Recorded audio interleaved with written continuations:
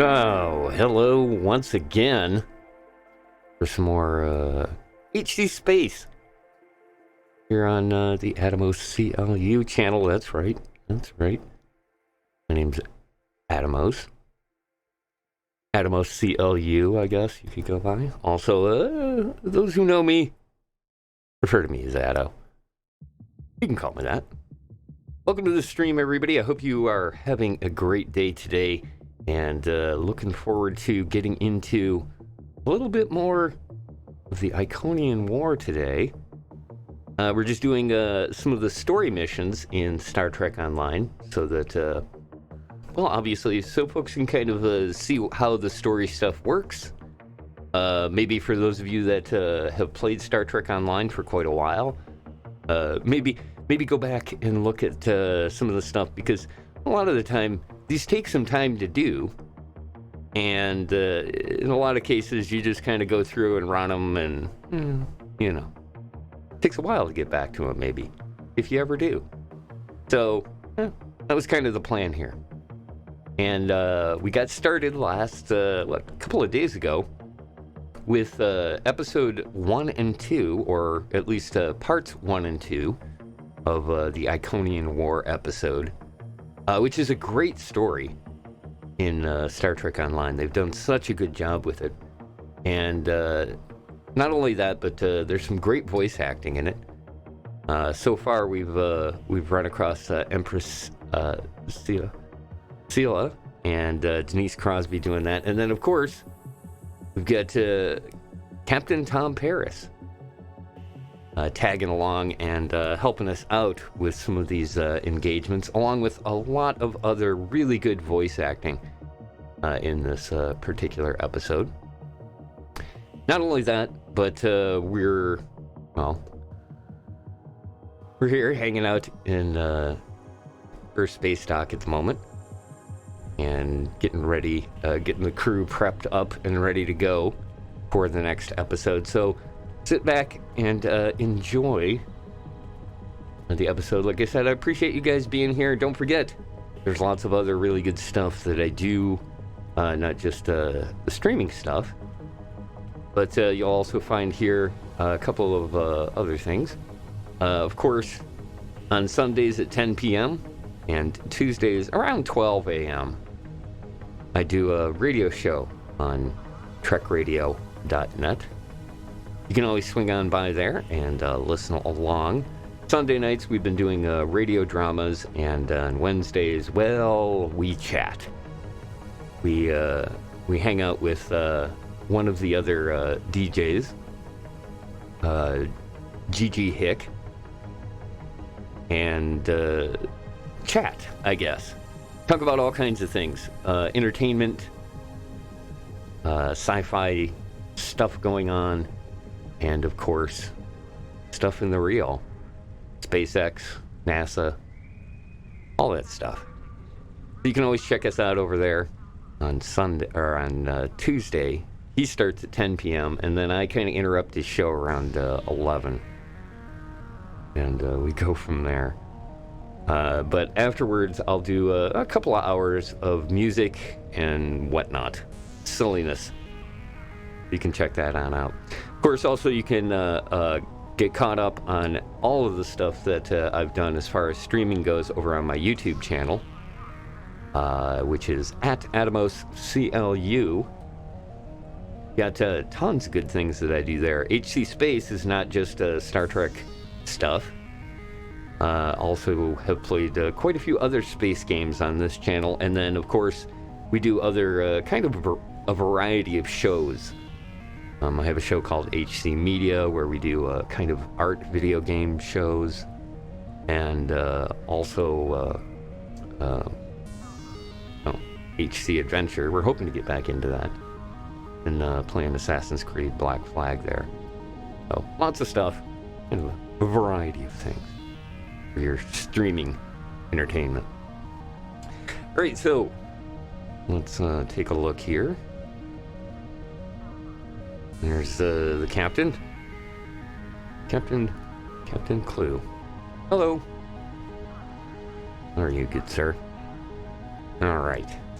Now, like I said, we are exploring the episodes in Star Trek Online, and you'll find that under your mission journal up on the mini-map down on the bottom here, and this third tab across. There's all these to go through. This is basically your storyline when you start the game. You kind of go through and do these individual stories. Once you get to the very end of it, it unlocks the next story that you can go through, and so on. We're here in the Iconian War, and in the last stream, we just got started, and we did the first two stories, Uneasy Allies and Blood of the Ancients. And in the process of doing these, we've learned a couple of things. The Iconians, which are kind of a very, very old race in the galaxy. They were and we found out a lot of good little story elements, like, for those of you familiar with the Next Generation episodes, there was one in which we found out that all of the races that we know of as like bipedal humanoid type were basically genetically seeded. And the very first of those were the Iconians. And apparently, things did not go well with the first creation. The Iconians were a bit of a wild card. And they are extremely advanced technology-wise.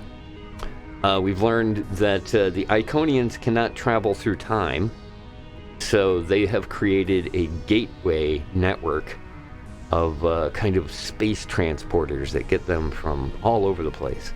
Not only that, but also we learned that one of the things that they do are construct gigantic Dyson spheres, which basically is a ship that is completely constructed around the sun, and somehow they can transport these all over the universe, really.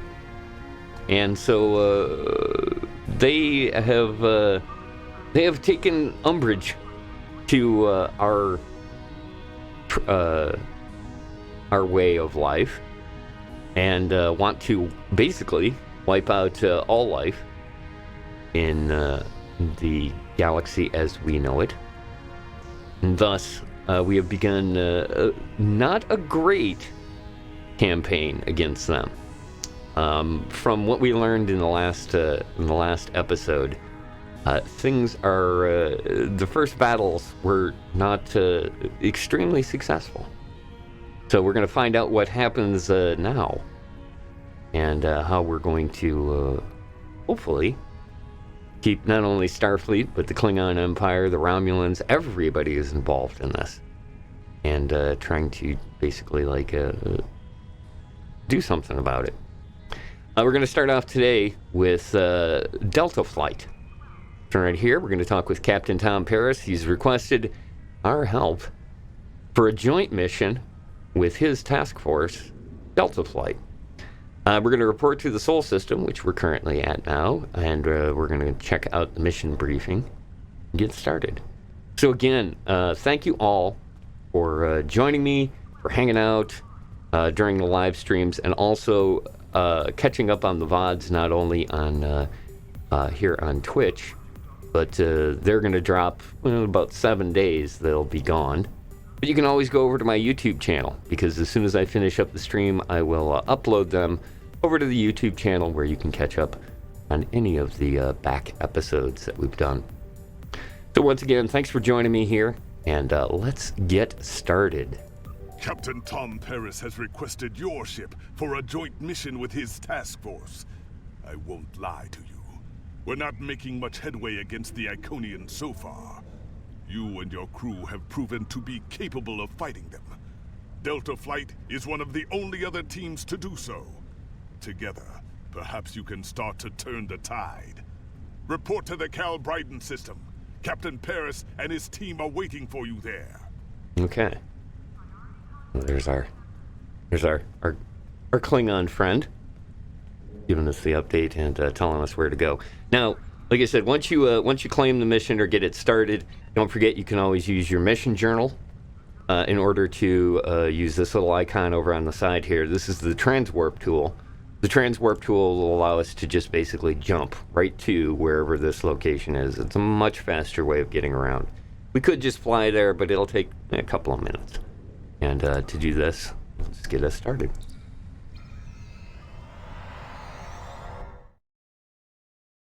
So again, thanks once again for joining me.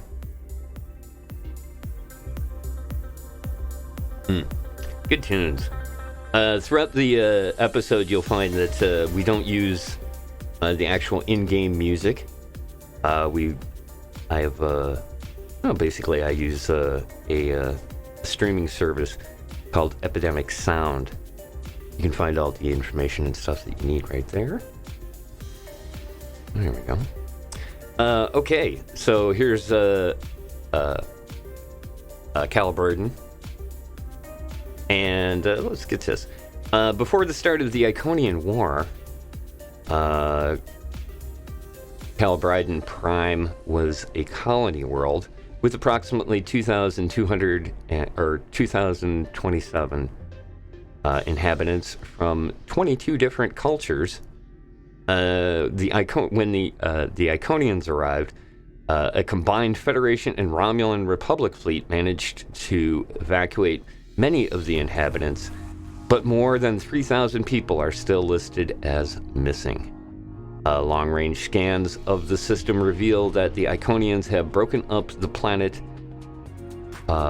for an unknown purpose, but as of yet, ships have been unable to approach to learn more.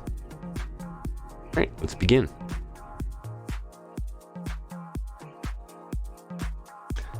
Once again, I hope you guys are all doing well and enjoying the stuff. All right, here we go. You are cleared for transport at your convenience.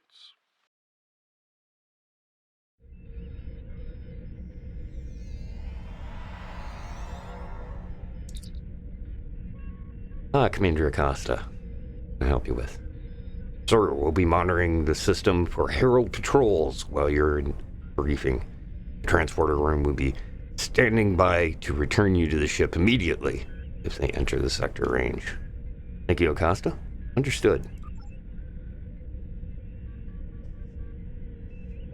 Welcome to the USS Byrne. Normally I'm the security chief and second officer on the USS Kirk, but she took heavy damage during the battle in the Lena system. Until she gets out of dry dock, I and many of the crew accepted temporary postings to other ships. I wasn't expecting to get a request to join my father's task force, but Delta Flight is doing some good. I want to help. We've both come a long way since the Regulus system, haven't we? I wasn't sure if I was getting out of that business with Bavat in one piece, but I'm sorry I haven't gotten the chance to thank you for your help until now. Thank you. Now back to the war. It's time to stop some Iconians. Well, it'll be good to work with you. I'm looking forward to it too. I don't know what crazy scheme my father's cooked up this time, but the more off the wall his ideas are, the more they seem to work. With you on the team, I'm sure we'll complete this mission. But let me know if you need me to translate. Dad has this habit of talking in phrases that went out of style 400 years ago. Sounds familiar. Well, I'll keep that in mind. Alright, looks like we got a bunch of people to talk to. I like the bridge on this ship.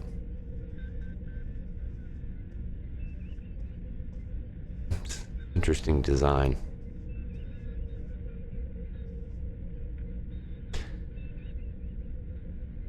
Kana Ginnis. I'm Kana Ginnis, the team scout. No one's better than I am at finding trouble, and believe me, I've found plenty. I borrowed my first shuttle off a landing pad when I was 10.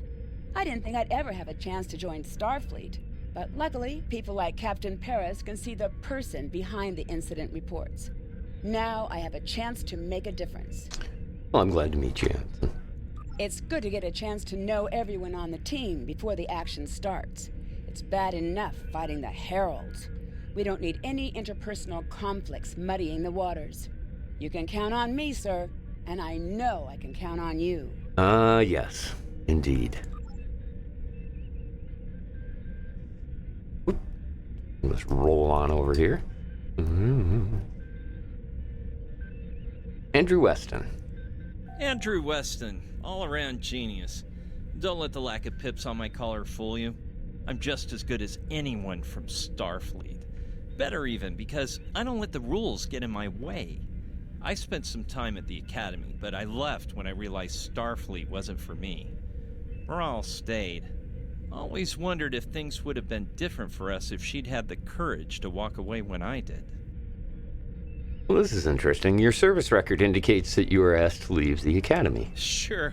Kirk reprograms the Kobayashi Maru, and he's a legend.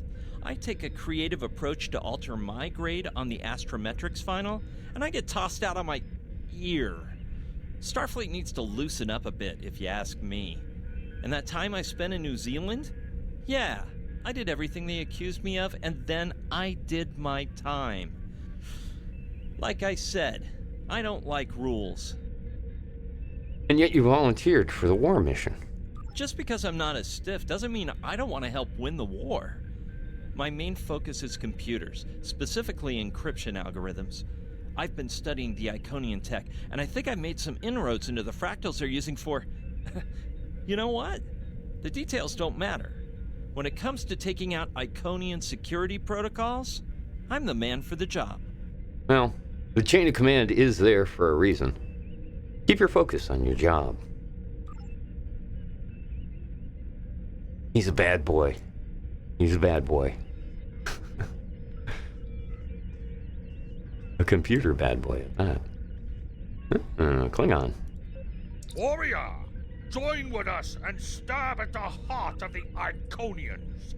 We will either be victorious, or we race towards Stavokor. Today is a good day. Indeed. Kapla. I am the team's weapons expert. Most weapons on ships are too puny. I make them strong. Have you ever wondered what would happen if you loaded 5 quantum torpedoes into one casing? You have to reinforce the tubes, but the result is most satisfying. Okay. Well, I'll consider trying that. I like him. Like the cut of your jib, sir. Another nice thing about the Iconian story is that we're going to get to see all of the different races involved in this. Alright, let's talk with Demora. Jolan True, do you understand ancient Earth humor? Paris, the older one, keeps asking me if I am 2 weeks from retirement. Is that supposed to be humorous? Not as far as I know. I thought so. Look, when things get messy out there, and they will, stick with the team and keep your head down.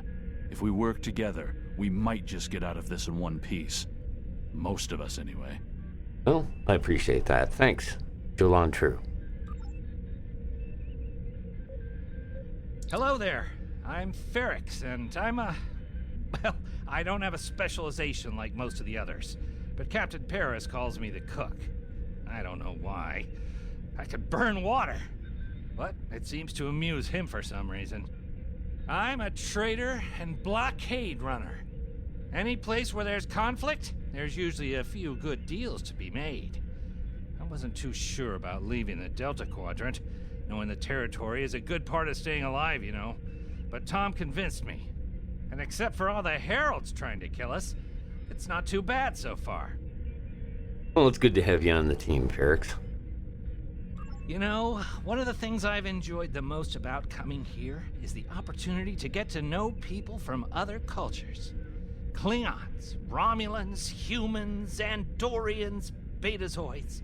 So many different and intriguing species. Say, after this mission, how about we grab a drink? And I can tell you about the third time I left Benth in custody, and then broke through a Voth defense line to recover the lost chalice of Zilma. Well, We'll see how this mission goes before we make any future plans. Yes.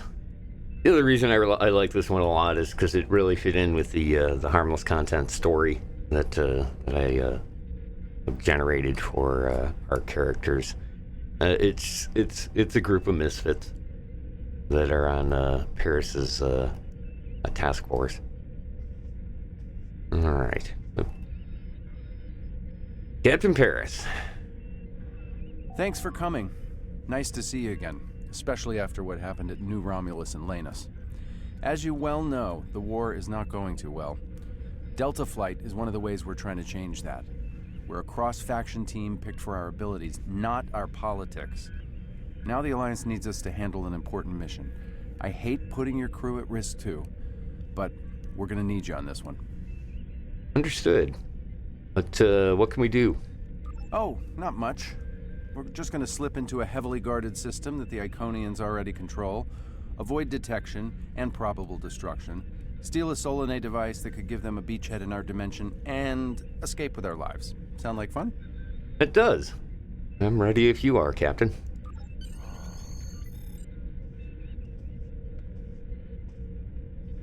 So this used to be Calbriden 3. Intelligence believes that the Iconians destroyed the planet to gather materials for a subspace disruption device.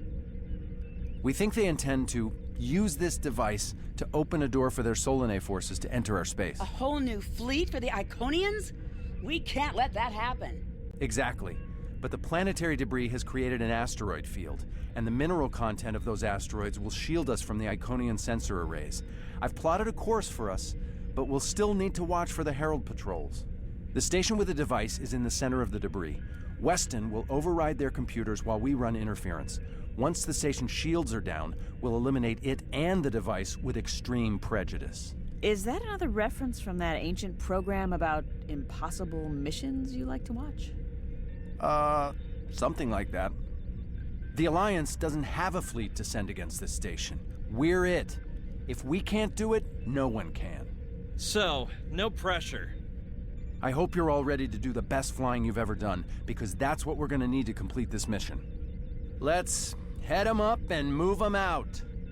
Dismissed.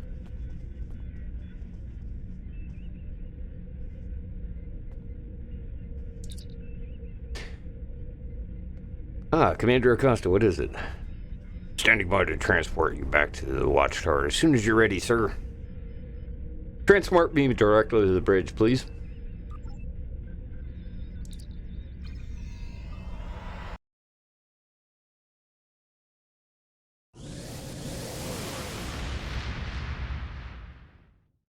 There we go.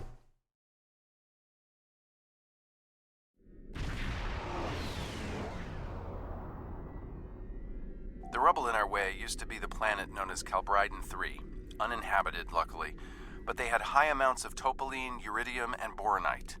When the boronite and uridium are combined and exposed to an electrical charge, they create spatially inverted tetrions, lots of spatially inverted tetrions. That's why the Heralds are here, to create a pocket of our space where the Solanae can survive. From there, they'll expand, and what's good for the Solanae is fairly terrible for us. Well, it sounds like we've arrived in the nick of time, Captain. The Heralds have set up a security beacon at the entrance to this system. We'll need to disable it before we can attempt to slip through this asteroid field. Setting a course for the security perimeter satellites. Alright, let's also launch our assault drones. This is the USS Watchtower, for those of you that didn't catch it in the last stream. We have upgraded thanks to the contribution of Listening Zone. They set us up with this dreadnought. It's the Kelvin Timeline Intel Dreadnought. We take and run anti-proton beam arrays. I've got these all the way cranked up to the top level and set up to the highest they can be, so it was fairly well for us. Alright.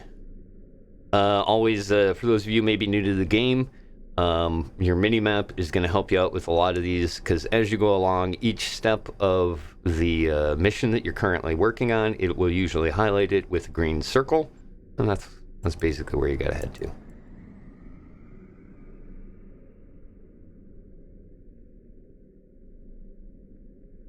Take us in.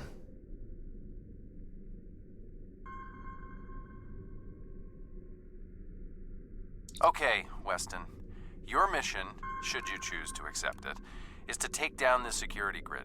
We only have a limited amount of time before a patrol comes by and finds us. Is there any way that we can help Weston? I need help inputting the proper subspace frequencies as I use my deflector dish to cycle through the possibilities.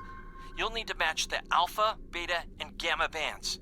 With my subroutine scrambler, that should be enough to break through their security. All right, well, I'm ready to start the sequence. All right, so we got to match the subspace frequencies in all 3 bands. Lock the frequencies in when they appear. When a frequency is in the right range, it will turn green. At that point, it can be locked in. All right, so we've got alpha, beta, and gamma. You can kind of see there, it turns green when it's ready to go. You get that one? I think I got that one.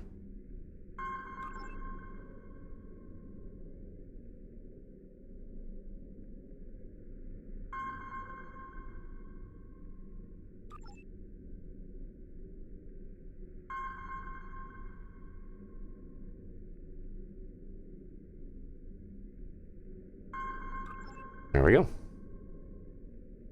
Execute the override. Hurry! The security perimeter won't stay down for long. Well, let's get moving then.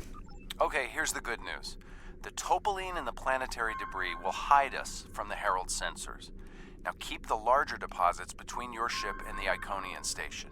If you stray too far off the path, they'll find us. So keep moving and stay in formation. If you encounter any patrols, take them out as quickly as you can.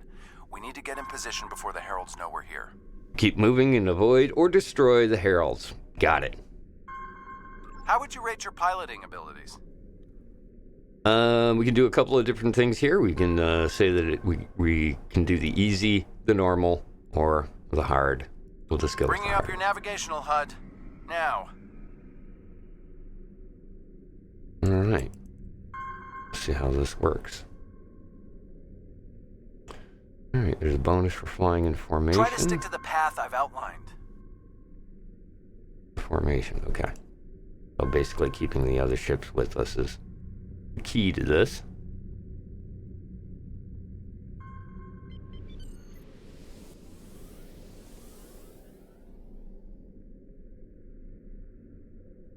The mineral content of the asteroids will shield us from the Herald sensors. Try to stay in formation with the rest of the squadron. Let's kick the tires and light the fires. I'm not sure what that means. Is it some kind of alpha quadrant thing? Kinda. Tough turn, tough I'll turn. explain it later, Ferrix. Fire your proton packs, kids. The next turn is Titan.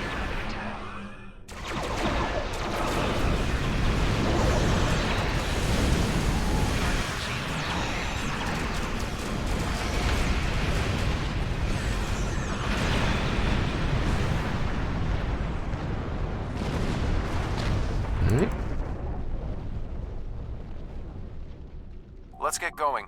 Stick close to the path on your HUD, or the Heralds will pick up our energy signatures on their sensors. Ready? So you can get the option right now to drop it down to a normal level or just keep going with it. Let's just keep going. Easy enough for a talented, handsome pilot like myself. There we go. Bring it around. Yeah. This is not going to be easy with this ship.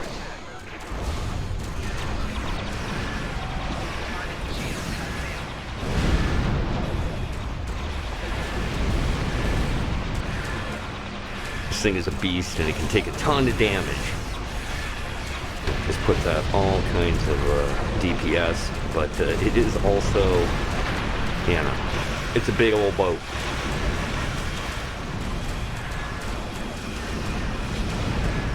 Everyone's mom tells them they're handsome, Ferrix. Friendly fire. Ow, I'm...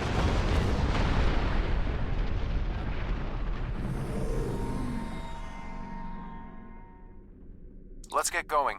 Stick close to the path on your HUD, or the heralds will pick up our energy signatures on their sensors. Ready? Ready.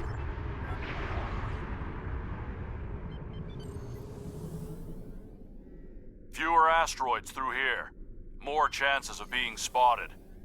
Race you! Torpedoes We're in luck. loaded and Sensors ready. show that this asteroid is mostly hollow. If we blow through where the rock is thinnest, we can slip through without being detected. All right, ready to fire? Fire in the hole!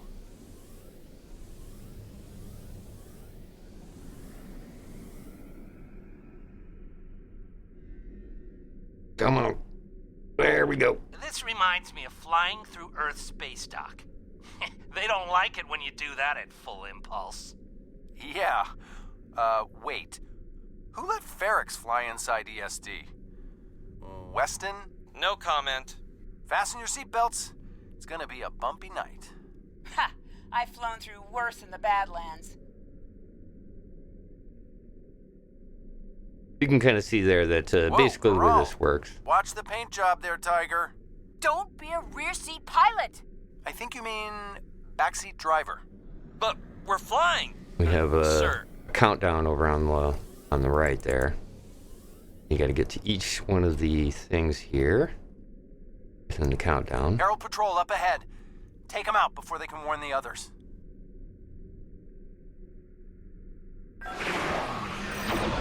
I'm jamming their outgoing transmissions, but it won't last.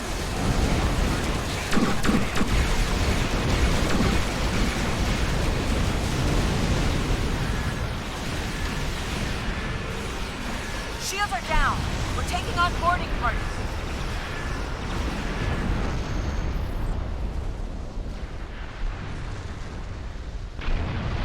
More shields failing. Pretty good. Hmm. We need backup over here. Get a team and get over to Morale's ship. All right, transporting over. Go with my base crew here: Commander Acosta, Commander Asai, Commander 1984, and Iron Maul.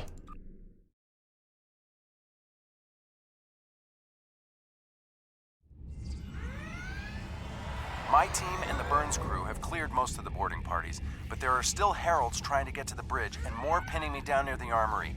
Head toward me. If we can team up, we can make a push towards the bridge. Agreed. We'll see you soon, Captain. All right, good. Everybody's ready? Let's go.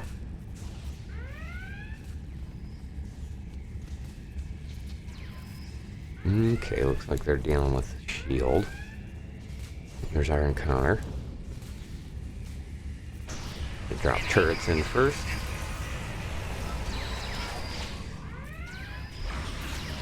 Swap up my weapon, actually. Let's get some range.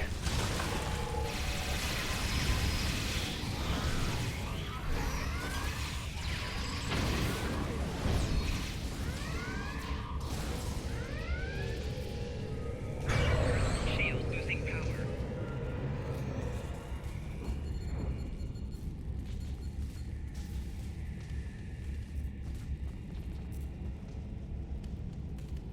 Fell back here to grab some phaser rifles and got bottled up by those heralds.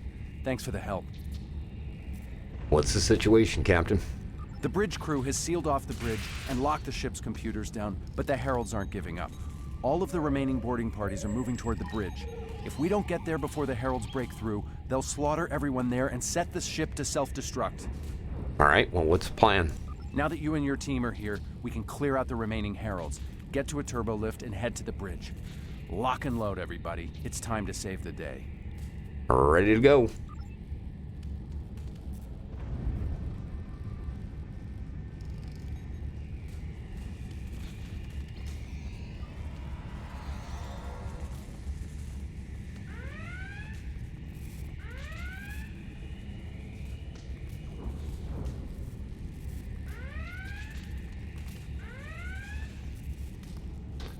All right, where's the console? There it is.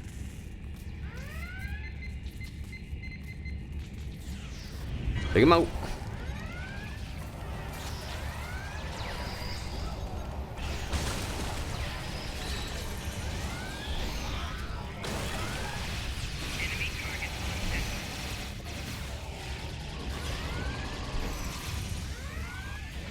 Well, the horde of combat pets are great for when they get in close like that. They tend to kind of get in the way a lot and get lost, but they're hordes, you know? What do you expect?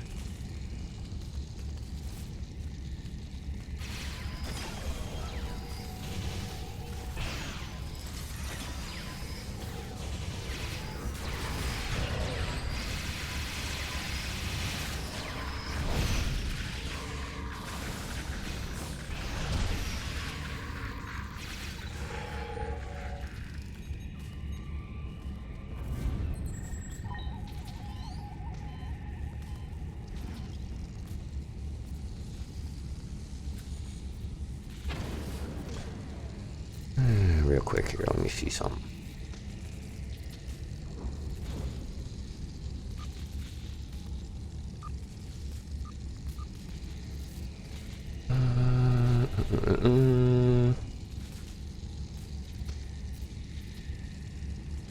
Okay. That's what I thought.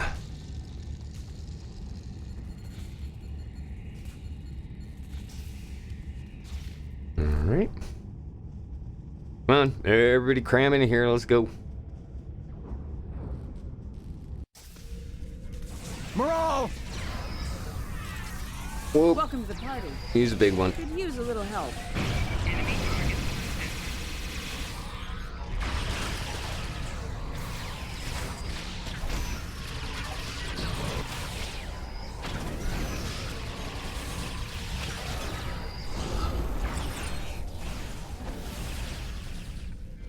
Good? Jeez. Big old mob that we're running around with here. Alright, where's she at? Hey. I'm glitching. I think that's the last of them. Okay, come back here. I think that's the last of them. What's our status? All of their ships are secure. Your ship is damaged and you have crew in sickbay, Morale. I don't want any unnecessary casualties.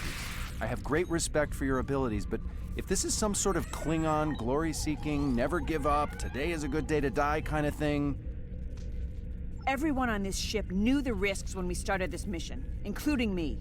The boarding parties are gone, and we need to keep moving. We have to get to the station and finish our mission before we run into any more Herald patrols. Can your ship continue? As much as I hate to say it, you're right. If we live through this, your mom is going to be so proud, but she's going to think I was an idiot for trying to hold you back. That's if we live. What do we need to do to get your ship back up and running? I'd like to help as well. What can we do? I know a few of Andrew's tricks. Use one of his encrypted override codes to lock the Heralds out of our computer so they couldn't take control of the ship.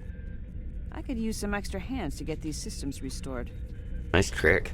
Good job on the computers, Morale, but Andrew? Did he teach you anything else that got him sent to a penal colony? Can't this wait until later, Captain? We need to get Byrne back online. Alright, so consoles. There's one.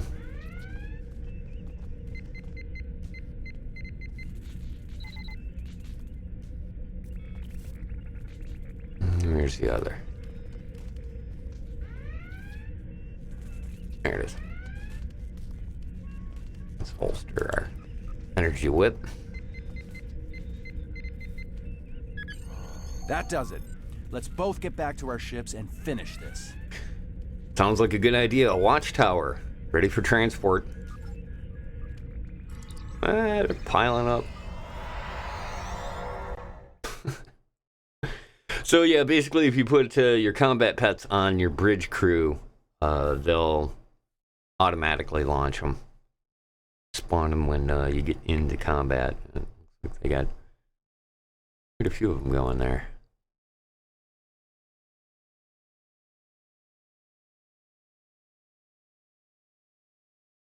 All right. How's everybody doing? You guys having a good time? Appreciate you being here once again for the HC episodes, Star Trek Online. The Heralds are going to notice one of their patrols is missing. Let's move. Ready when you are.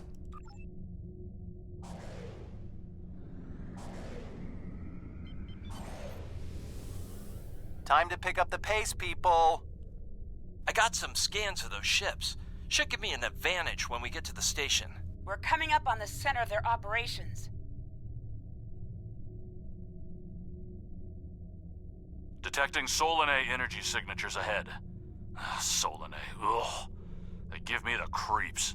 Target the ships defending the station.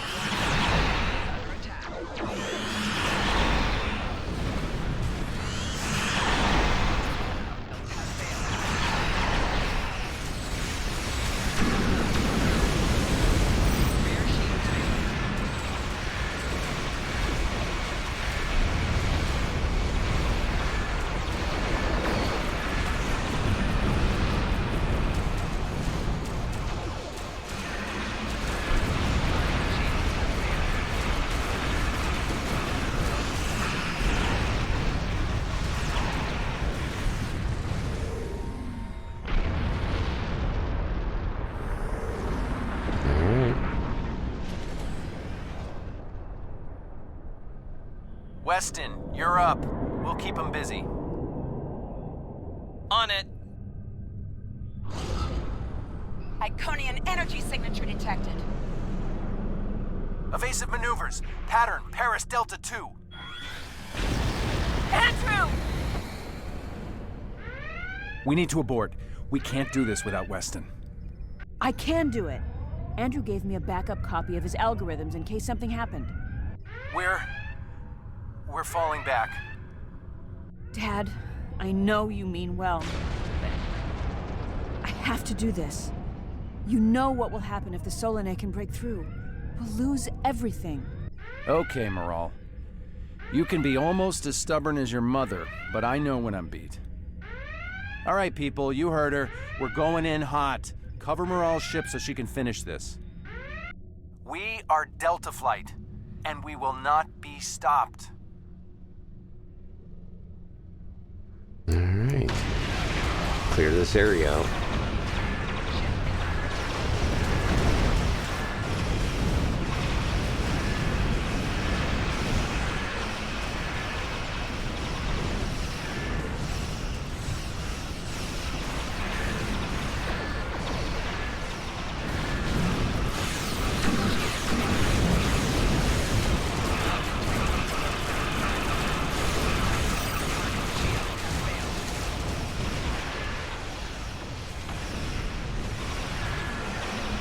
Dreadnought v. Dreadnought. The station shields are down. It can be damaged. Okay, these nodes. We're getting there. Attack the Dreadnought. Already done.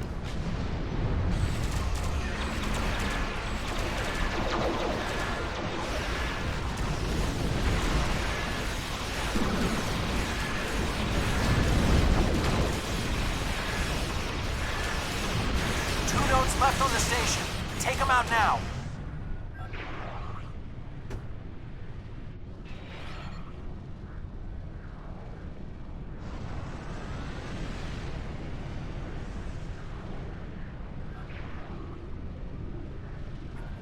Your shields will be time to recharge while we're doing this.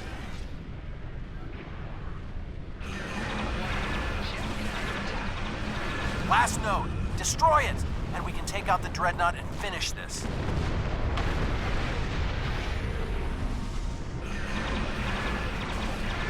Shields are offline. Destroy the Dreadnought. Got it.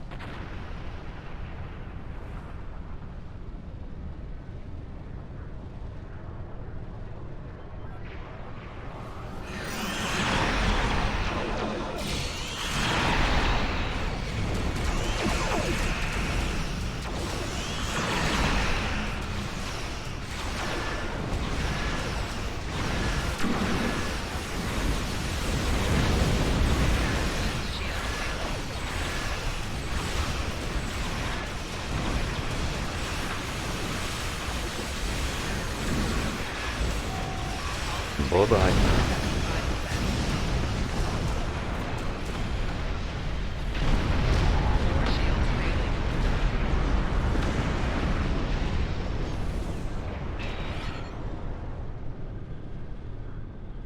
They're trying something, and it's not just to bring their shields up. I think they're activating the station. They're trying to bring the Solanae through. Give me just... Got it! Core shields down. Hit him now! Let's do it. Detecting a power surge! I have their main computer. They're still trying to start the conversion process, but their shields are completely down. Okay, let's blow up this thing and head home.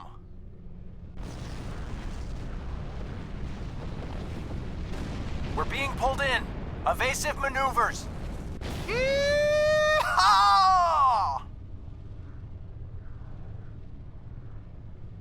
Let's blow this thing and we can all go home.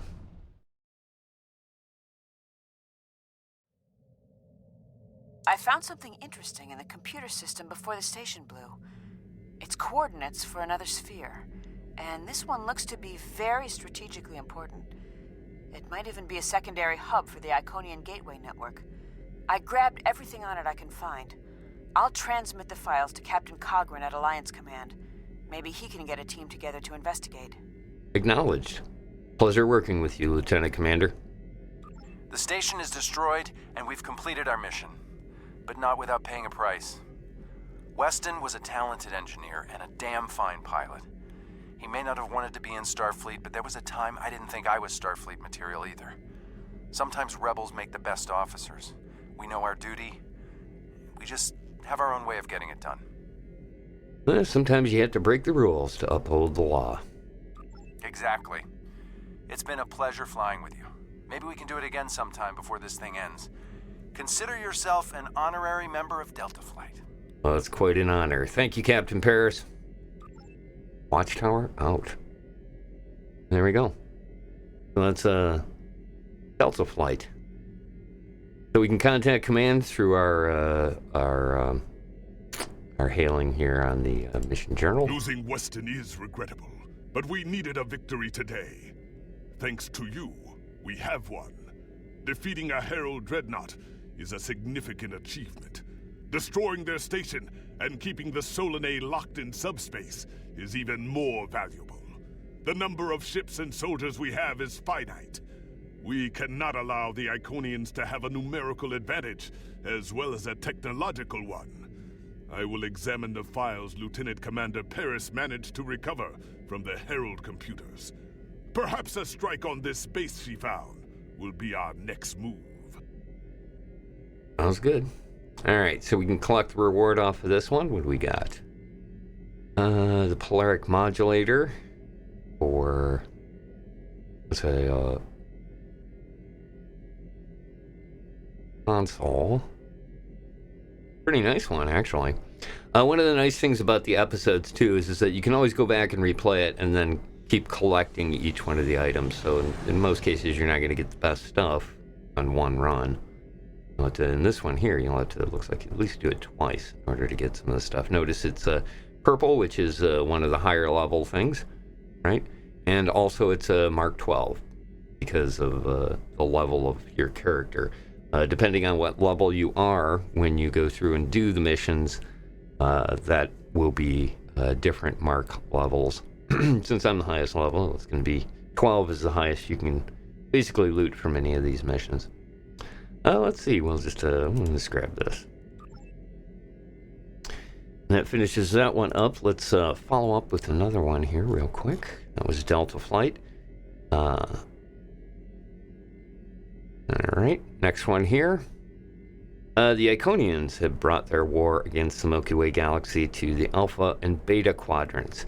We must mount a resistance if we are to survive. Vermeer, one of the secretive Klingon organizations, Auspach, has requested that you rendezvous with them in the Desana system for a mission designed to let the Iconians know that we will not let them destroy our homes without a fight. Cool. The Empire requires your assistance with a covert mission deep in Iconian territory. It is dangerous, but if successful, it has a chance of turning the tide of the war in our favor. Report to the Denasia system. There you will meet a man named Ramir. He wants to explain the details of the operation to you personally. All right.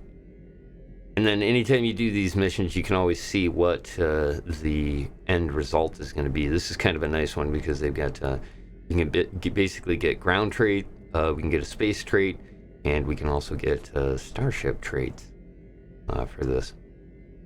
I forget which one I have. Oh, also a disruptor for ground combat. Pretty good one. Critical hit, damage, and got a dot, a level 3 dot on it as well.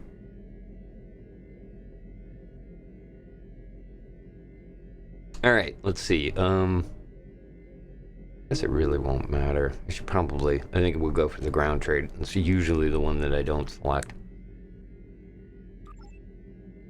All right. And as I had shown you there, we can use the little transwarp thing on here, but also in the episodes themselves, you can also find this option. Usually when you grab the replay, it will just automatically set you up to set the course, which will give you the options to do it. We can auto-navigate, we can transwarp, or we can just... here, let's do this too, because the other thing I wanted to show everybody, the galaxy map. Alright, so this is the known galaxy in the game, and you can kind of see here, we're over in this area right here. Each one of the locations is broken into these different sectors, and let's see, where's this one at? Switch over to the area map. There we go. So this is the area that we're in. You can kind of see how that's broken down. This is the grid. And we switch over to the area map. You can see the systems as well. These are other... when you see the white circles, those are other missions that I currently have in my mission journal. But always the yellow one tells you where it's at. Let's actually fly over there. Click on that and have it set a course. I always like to do this so you can get kind of perspective at how large the actual game map itself is for this part of flying around.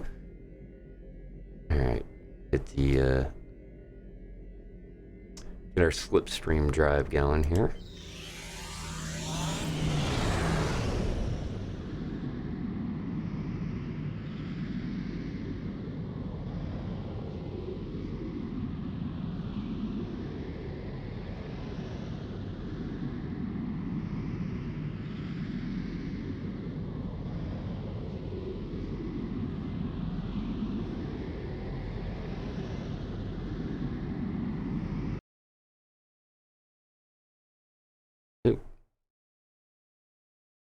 Where'd my audio go?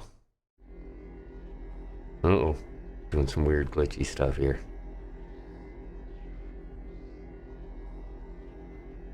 Alright, give me my HUD back. Ah. We don't have deep space. What do you... Oh, it apparently flew over top of it there. Let's head back. I forgot that the slipstream drive on this particular ship is really crazy, so you can kind of see here it's bumping up against the edge of the map. That's what happened. Alright. Get us back. Back on target. Wow, we really overshot it. Go, son. What's the deal here, my friend?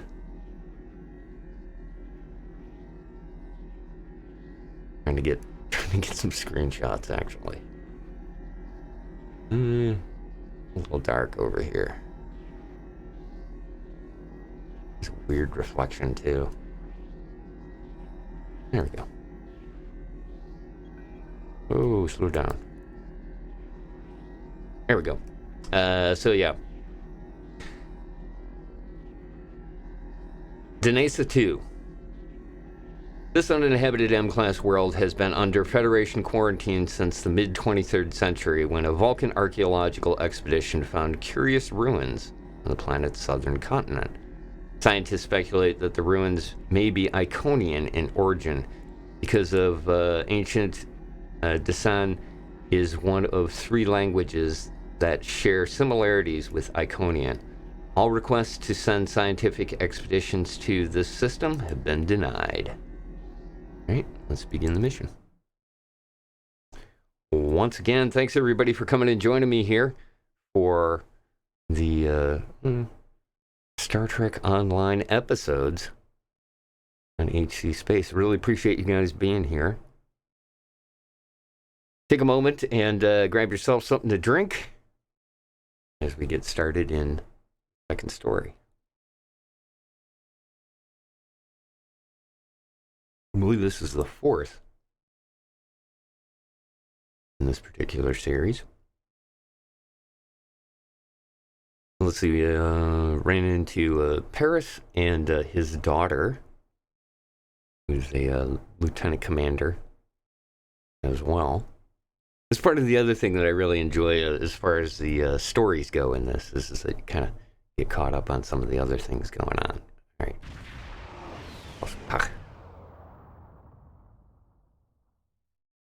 Ready for transport.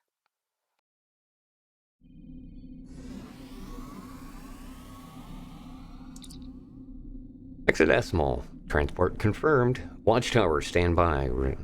We'll stand by until you're ready to return. Acknowledged.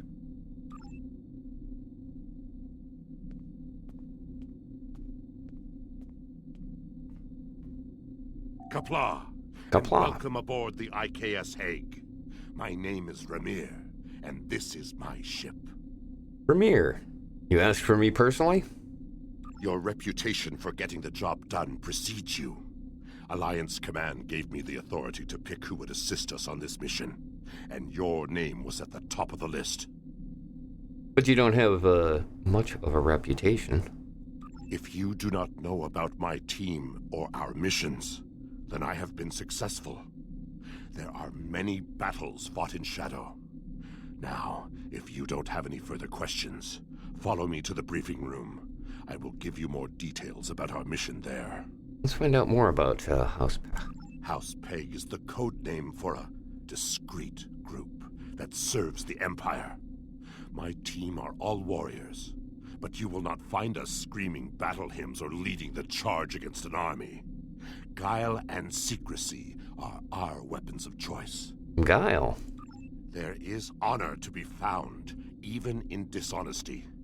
If an enemy force can be felled by words or the simple removal of one troublesome individual, the entire Klingon Empire is strengthened by the acts of a few brave men and women. My warriors do not use poison, and we look our targets in the eye before they die. But there is no need to shout when a whisper carries more meaning.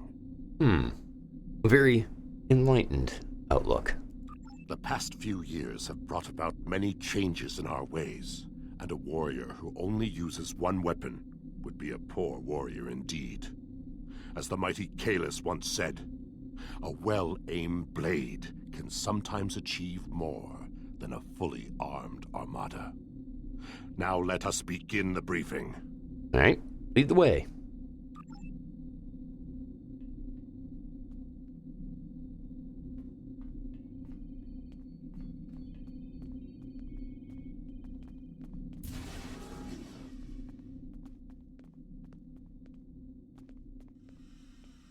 I'm getting there. Let's go.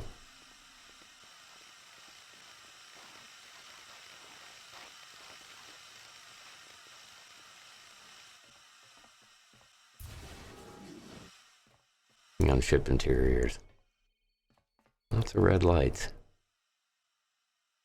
Data recovered from the station in the Calbridan system has pinpointed the location of a second base in the Denasia system, containing several of the Iconian's Omega generators. I understand you had a hand in recovering this information. It's classified. Of course. Nevertheless, we have the coordinates of the Iconian base. Our plan is to sneak in and sabotage the Omega generators. Taking them out will cripple the Iconians' ability to refine the Omega molecules that fuel their gateway networks. Sounds good. How are we supposed to sneak into this system? Infiltration is our specialty. and we have technology not available to other ships of the fleet. Our cloaking device can extend to protect your ship as well. That should be sufficient to protect us. Well, it sounds risky. What if the Iconians find us? Then we fight. I expect we will have to fight our way out anyway, after we detonate the Omega generators. I hope your crew is up to the challenge. What's the risk of nullifying warp travel for light years around the Denise system? Our scientists put the risk of a catastrophic reaction at less than 7%. That is an acceptable risk. I know. Any chance of an Omega detonation is too great of a chance. This is our mission. You, of course, have the authority to change our mission parameters. Well, I'd like to speak with your technical expert and come up with a better solution. Belair is right over there. She will also be a part of the away team to help extract any Iconian intelligence we find in the facility. Be careful. Her mate Travana is very protective. Ah, understood.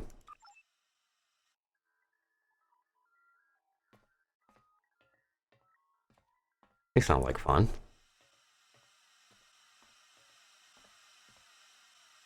Kapla. What do you want?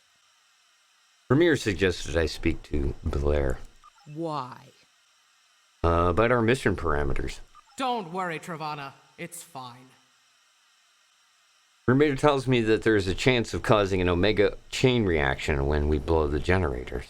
Yes, but the chances are slight. If the charges are properly placed and calibrated, it should not be a problem. Shouldn't, but there must be a better way. Well, the risk comes from non-stabilized Omega particles. They are very unstable. If a chain reaction starts, we will not be able to stop it. If that happens, we'll lose our ship, yours, and anything within a few thousand kilograms at the least. But if that happens, the heralds in the system will be destroyed too. That's something. And it is. We've got technology to stabilize Omega particles, but it'll take more time. Right. If we were to stabilize the particles into one or more Omega molecules, the chance of a detonation would be greatly reduced. I will need to run some numbers. We will have to give ourselves more time in the facility, and there is a greater risk of discovery, but it might be the better option. I agree. Make your calculations. I'll update the mission parameters. I disagree. Taking the time to stabilize the molecules puts the team in danger. Afraid of a little danger, Travana? You insult my honor. It is my duty to protect this team. I will not sacrifice Belair's, our lives, for needless precautions. Well, that's great, but I'm changing the mission, and it's a necessary change. I won't be responsible for the loss of warp travel in this region. So be it, Batak. I heard that. Batak, you. Alright, back to the transporter room. That way? There it is. Okay.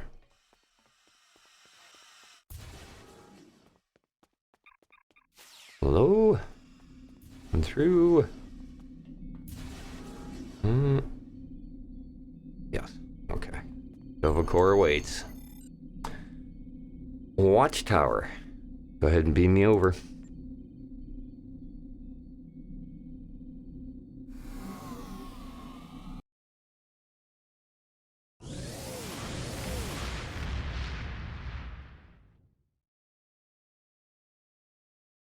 Getting a little spicy with the Klingons here. I like it. We are beyond the Herald sensor range, but we should not approach any closer without the protection of a cloaking device. Agreed. Once we get close to the planet, we will not be able to risk a wide scan, so we will need to perform a series of pinpoint triangulation scans in order to locate the facility housing the Omega generators. At least we can remain cloaked while we do so. Very fortunate. Once we have the location of the facility, my team will meet yours on the surface. And when we're finished? Then arm your weapons and prepare for battle. Our cloaks will do us no good after the Heralds discover our sabotage. Affirmative. Sneaky sneakies. Just in case, let's get our... Oh, they ain't gonna let us launch the...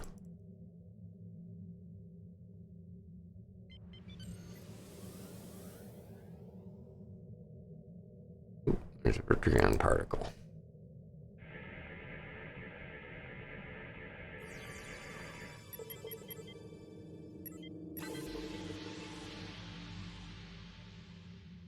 Right, scan the surface.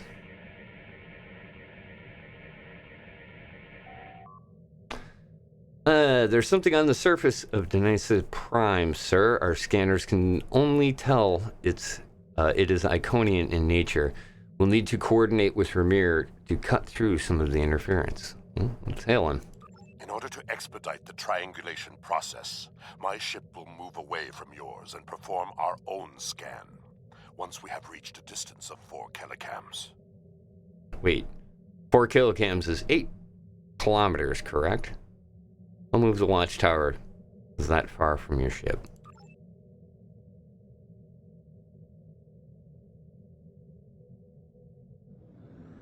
Position confirmed. Beginning scans. Alright, let's begin triangulation. Sensor interference is preventing us from getting a good reading. Move to 16 kilometers. 16 kilometers confirmed. Beginning sensor sweep.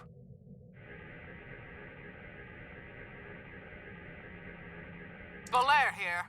I have coordinates for the facility, but I cannot do a deep scan without revealing our presence. We will be beaming in blind.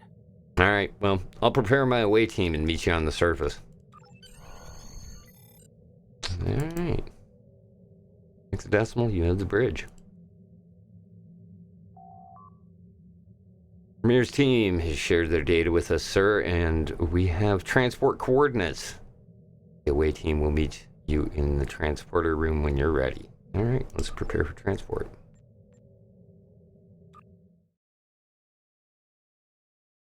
Down to the surface we go. This looks cheery. Alright, what do we got? This facility was very well concealed and shielded. Even now, our scans are so limited, we cannot get an accurate readout of the layout.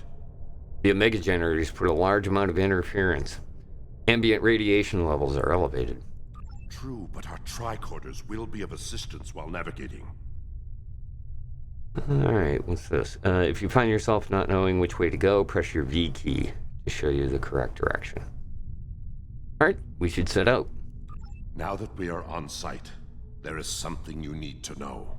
Oh, really? Withholding information from, Captain at Ramir? Only because I had orders which would supersede yours. I am not the leader of House Peg. Now that we have secured the landing area, it is safe for him to join us. Okay, well, if you're not leading this mission, then who is? Dun, dun, dun, dun. Ramir to Heg, we are ready for him. There he is. The boy. Rocking the heavy hair. Kalis, what's up? Qapla'. Qapla'. You and your team have done well so far. Now, let us vanquish our foes. Kalis, is that you? I am more than a figurehead. A man cannot lead an empire of warriors without being a warrior himself. I carry the Sword of Kalis, a weapon of fables, forged by Kalis the Unforgettable in the fires of the Kristok volcano, and cooled in the icy waters of the Lake of Luthor. This blade slew Molor, it conquered the Fakiri, and created a mighty empire. Now I will wield it against the infernal servants of the demons of air and darkness. Okay, well, do you think we'll need the sword here? There is always a need for the Sword of Kalis. It is a symbol of eternal victory. No one who uses it can be defeated. Righty. If you're lost or disoriented, use the V key to locate your next objective. Simple enough. Alright, I'm already disoriented. Where are we going here? That way.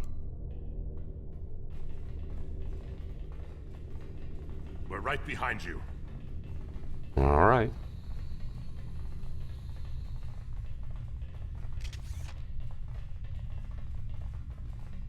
One of the big boys here.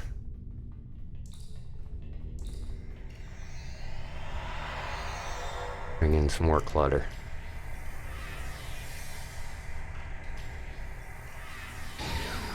Whoop.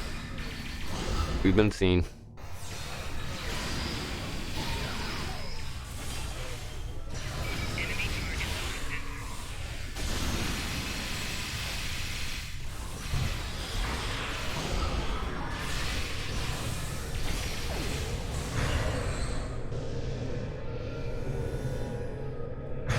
Oops. Alright. Okay, got it. Let's disable the pop-ups.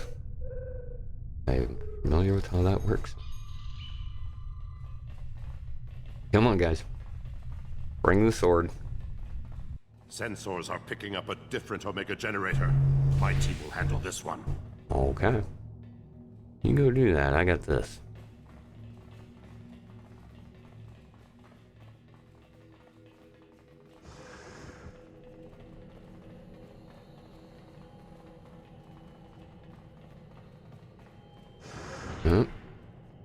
The heralds. Alright, gang. Let's get to... Ah, nice. The bonus turrets up for this one.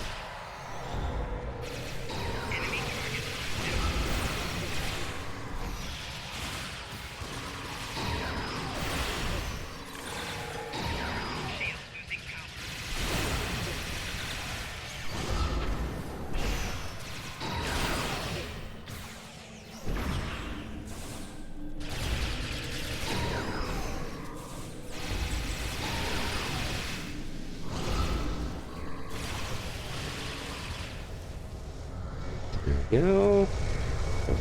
Heals. Good to go. Alright.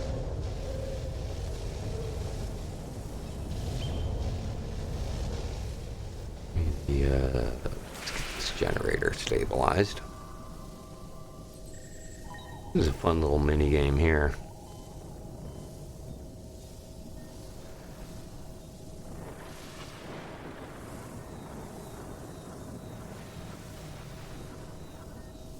Uh-oh.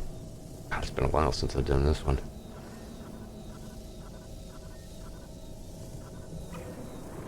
Alright. Done. Yeah. Plant the explosives here.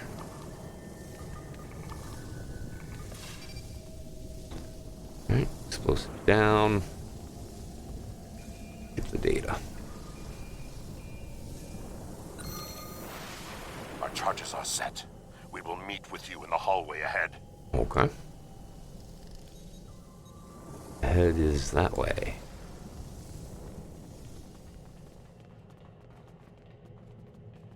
Come on, guys. Stick together. Make some comps going.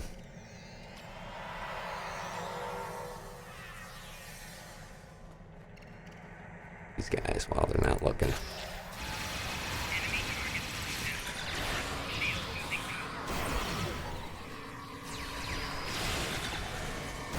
Thank you, Android. Good lord. Watch out.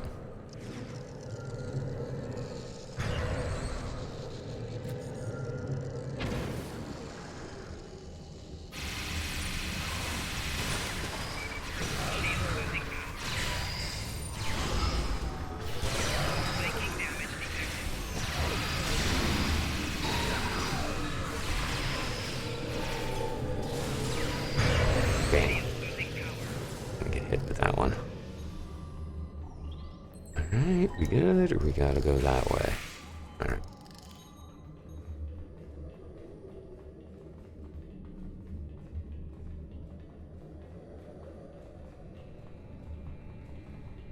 Hello.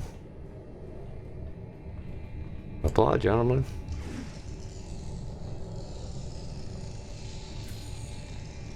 We got some information from the Iconian network.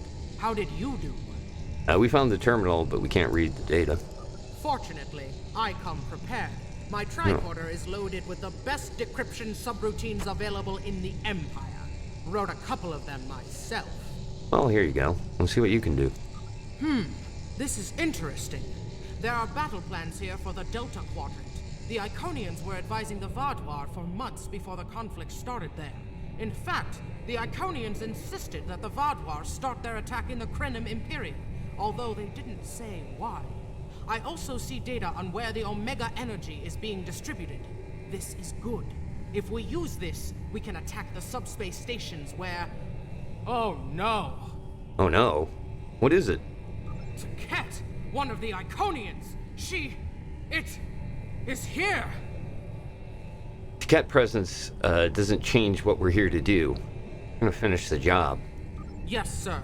We need to find the last generator. Alright, let's go.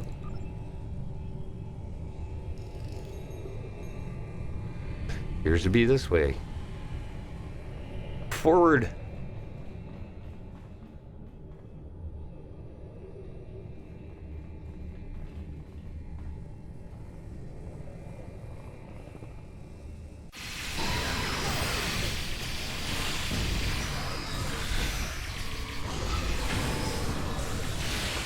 Thank you for the heals.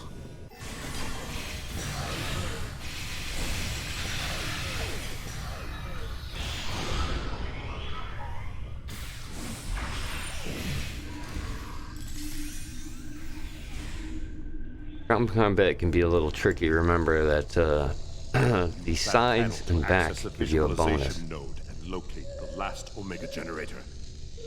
Okay. There it is.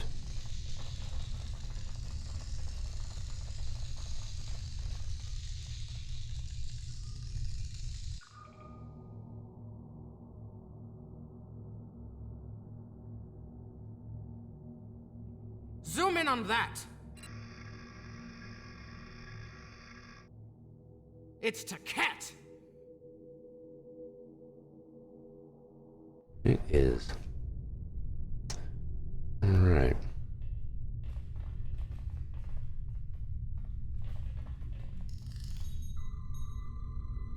It's over there. Who am I talking to here? Oh, hey, Les. An Iconian! My blood sings for this battle. It will be glorious. I don't think you should face it alone. Kahless, my Emperor. You are the strongest of Klingons. You wield the sword of Kahless. But there is no one who can face an Iconian in single combat. You really should listen to Ramir. The war does not go well for us. You all know what we face. Our people need a symbol to inspire them. That is what I was created to be. This battle will be one of legend. Every soldier of the Empire will have this tale on their lips. Do they need a martyr to inspire them? This is not my day to die. It is my day to kill an Iconian.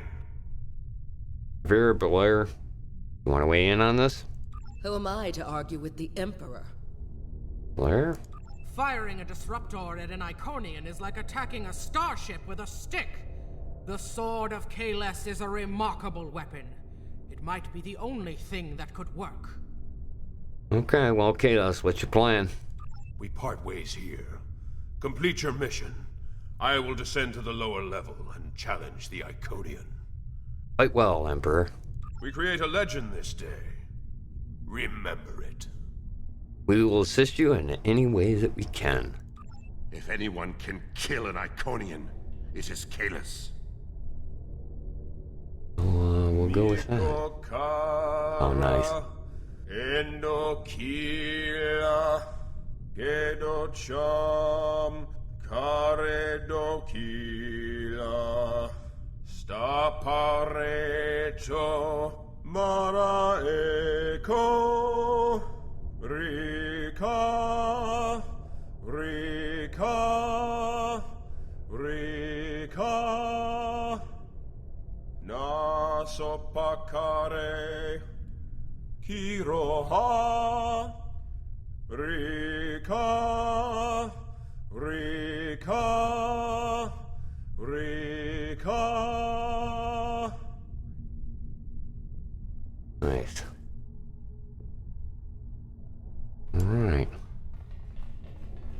that again? That's what I thought.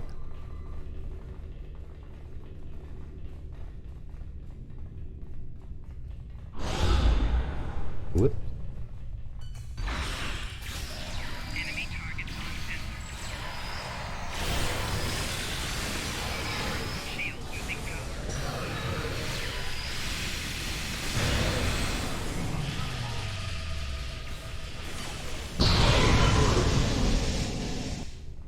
What's he doing?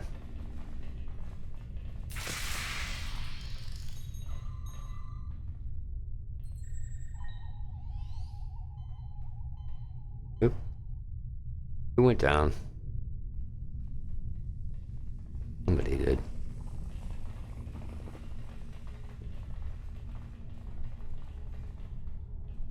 The AI isn't always the smartest thing in this, but it is pretty cool how you can get so many of them working at the same time.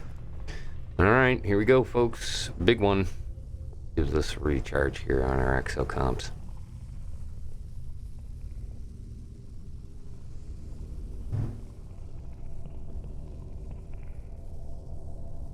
Oop, and they are piling up. All right, let's do this.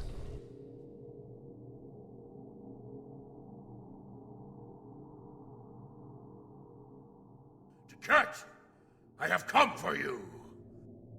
Face me, creature. I challenge you to honorable combat. Come forth.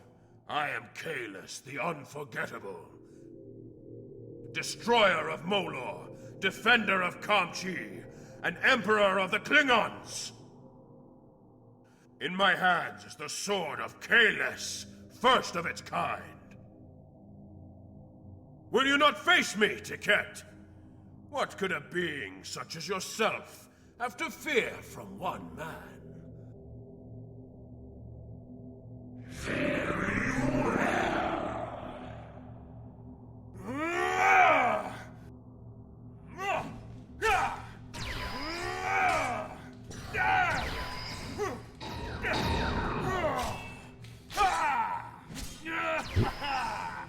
We've seen this scene before, haven't we? We are in. Let's hope the old man gets the tractor beam down. This is going to be a real short trip.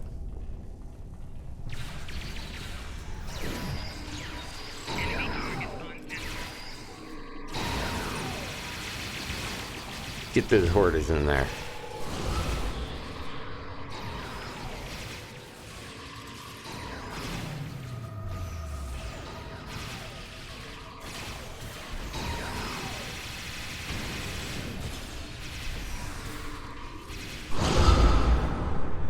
Wave 2. Nice. Acosta. Put a little Iconian tech on him. The Iconian cane.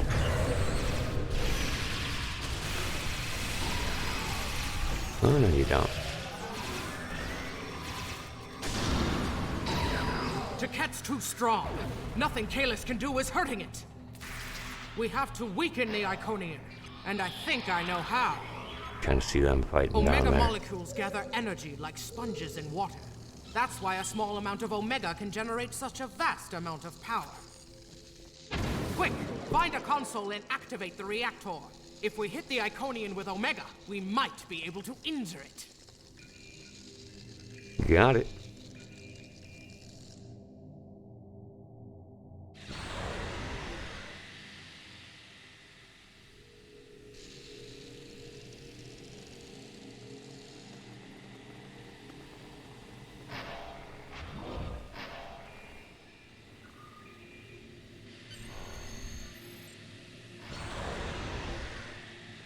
Ha! Glorious battle!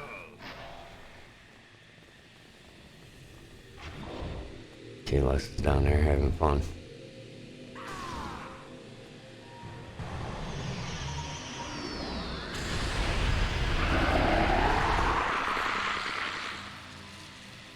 The honorable warrior will always prevail, demon.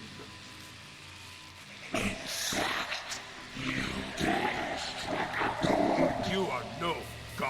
Ket, and your tyranny ends now!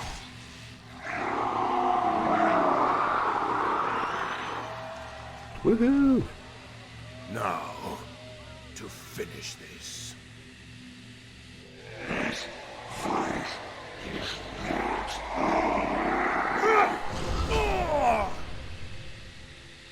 No.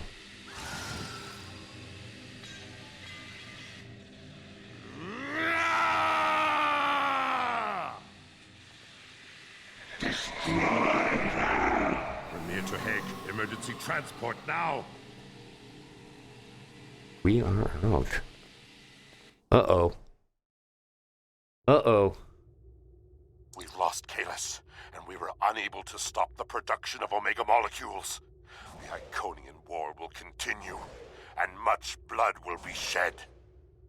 The mission wasn't a complete loss. True. The data recovered by your team in Belair will be invaluable to the Alliance. The only thing to do is make sure it reaches them. To do that, we must escape this system. Agreed. The Alliance is gonna need this. You're right. We can't risk this intel not making it back to the homeworld. I've pinpointed an excellent transmission spot near here, where we can send out an encrypted microburst of data. If we don't make it out of here, at least the information can be of use to those who still fight. The Emperor's sacrifice cannot be in vain. The Iconians are gonna try to stop us. But let's go. Mount up.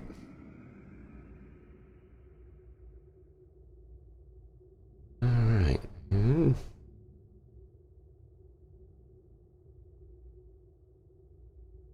Ready to rock.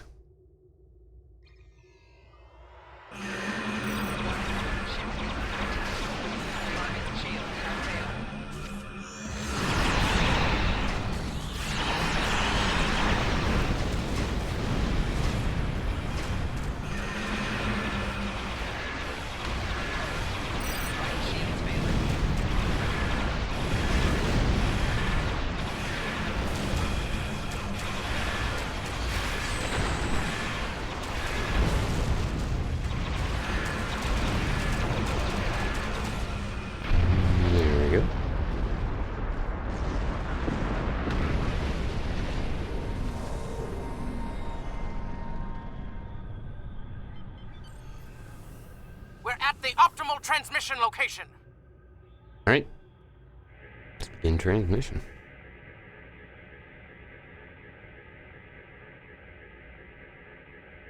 Iconian gateways. It's an ambush. It's always an ambush.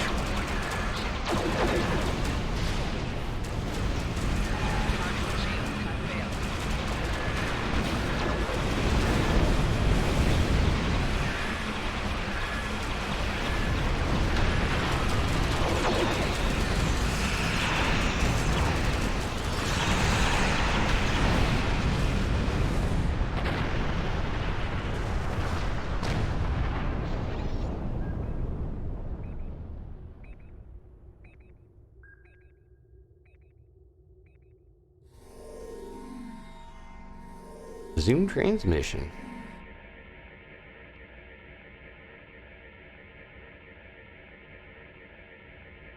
More gateways. Something big is coming through. Okay. Round.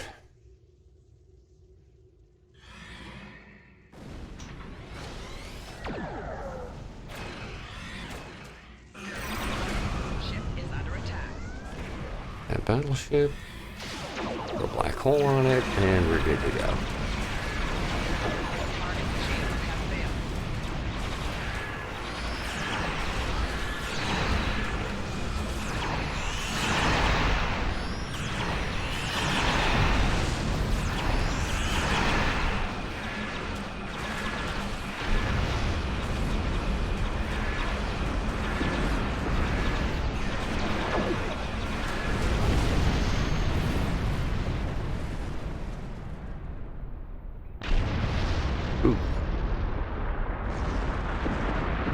One of the nice captain traits is the ability to have those warp core breaches, not to basically immune to it. Asai says, The data has been sent, and we're clear for the Iconian patrols. You can leave the system on your orders. All right, let's do it.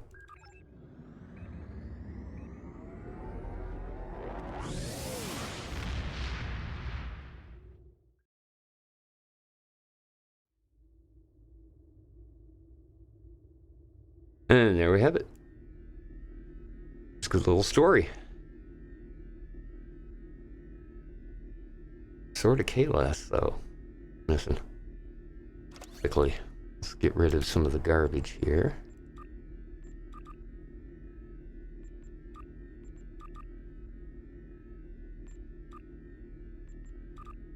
Alright, triples cleared. Salvage up everything. Nothing important. There we go.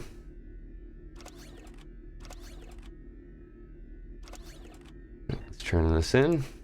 I will mourn for Kahless, but celebrate his life. He was a clone, but he found honor in this life. Now I trust he will find Tovakor to his liking. But before he fell, he showed us the Iconians are mortal. His sacrifice will lead our way to victory. Qapla'! Hail Kahless, Emperor and Conqueror! Qapla'! Hail Kahless! Alright, let's get our reward here. We're going to do the ground trait. I don't think I have that one, but... Alright. Well, that was kind of a good one there. We've got, not too bad. Moving along here quite well. I'll tell you what, we're going to take a moment and get a little break in here. We're at about a little over an hour and 40 minutes into the stream. So we'll do probably one more, I think. Well, let's take a look here real quick. Let's see how far along we are. Okay.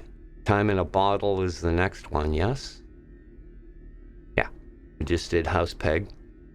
Time in a bottle is our next one, and then Broken Circle, Butterfly, Midnight. So, yeah, we'll probably just do Time in a Bottle here, and then wrap things up. So if you guys want to see that, stick around.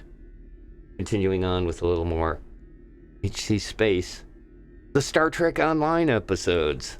Thanks again for joining me, everybody. See you back here in just a minute.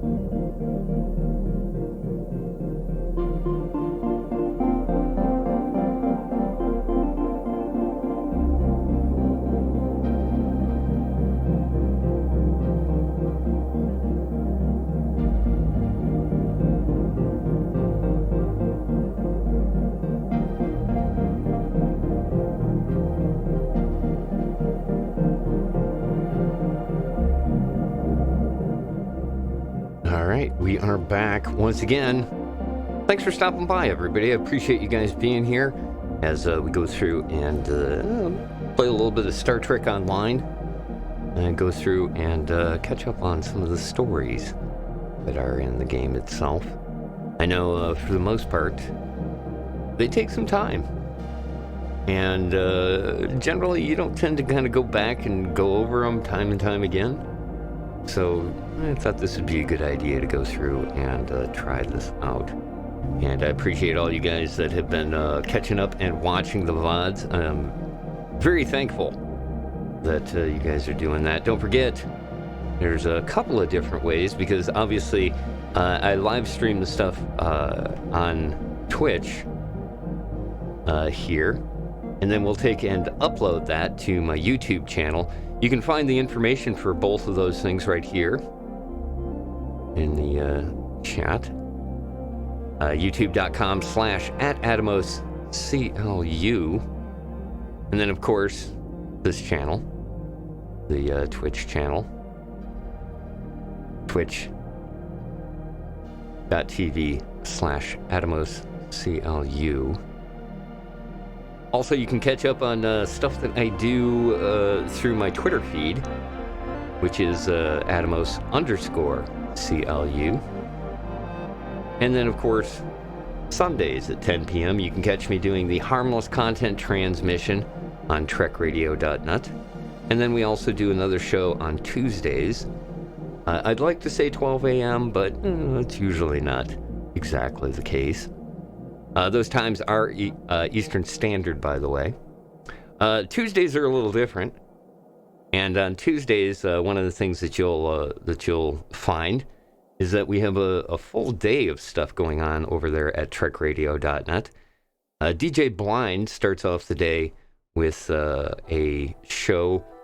I believe it's the Tinsel Tornado now, because of the holidays.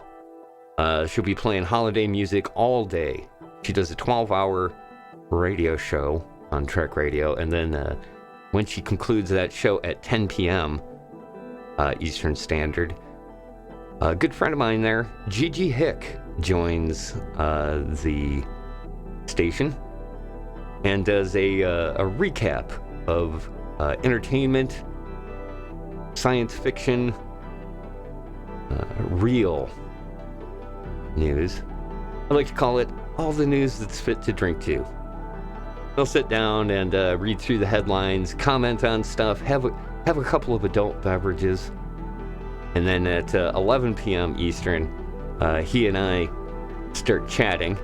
And I'd like to say that we stop, but we tend to get carried away and go on, talk about all kinds of different stuff, hang out with the chat, and discuss things with them as well. You can find him there, twitch.tv/GGHick. He's currently doing the PGA Tour 2K23 on Sundays. Definitely want to keep an eye on that. It's a lot of fun to watch. And if you haven't seen the new PGA Tour game, you can see it there. And he'll get you caught up on all the new things that are in 2023. And the pros and cons of said game. So you can always check all that stuff out as well. Lots of stuff to do between my channel, his channel, and the Trek Radio official channel, which is twitch.tv/Trek Radio official.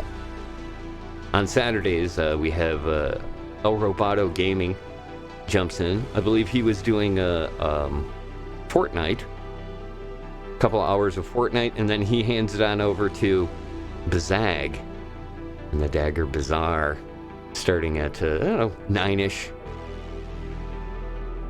You know, he's quite busy and isn't always able to jump on in, but he's been playing a lot of fun games as well.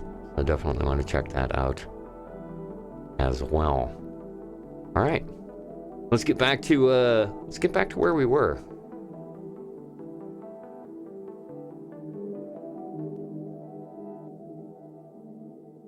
Doing a little bit of the Star Trek Online episodes. We're going to do one more here. The next episode that we're going to take a look at is called Time in a Bottle. I think.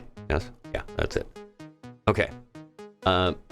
Voyager, under the command of Admiral Tuvok, has been chasing leads regarding a Delta Quadrant race known as the Kremen. So far, he has only been able to turn up rumors and a bunch of anomalous sensor readings. But now we've found a Ferengi selling what he claims to be Kremen artifacts. You are authorized to negotiate with the Ferengi and obtain these artifacts. We'll follow the trail it provides to where it leads. We'll get started on that as well. Again, for those of you that are fans of Star Trek, the game itself is obviously steeped in tons of Star Trek lore. This one here hits on a bunch of different episodes, ideas and stuff from obviously Voyager and beyond. We've seen a bunch of TNG stuff. So it's always very interesting, and like I said, for those of you interested, Star Trek Online is a free-to-play game, and you can. It's not bad. It's an older game, but still a lot of fun to play. And like I said, I like the story part of it. It kind of gives us more to what's going on than just the actual television aired episodes. All right. We're good to go. Once again, thanks everybody for joining me.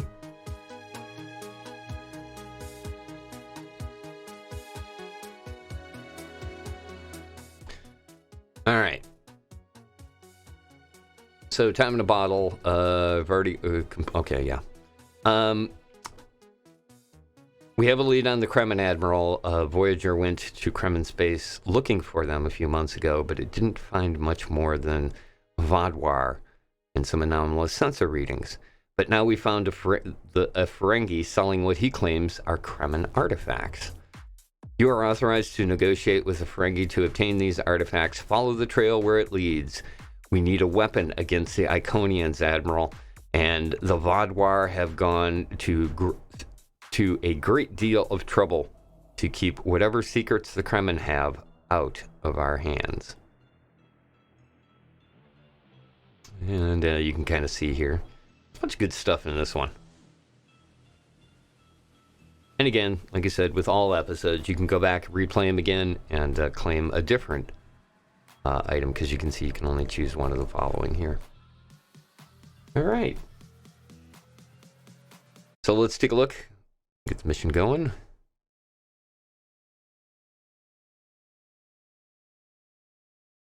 I'll just transwarp to it this time.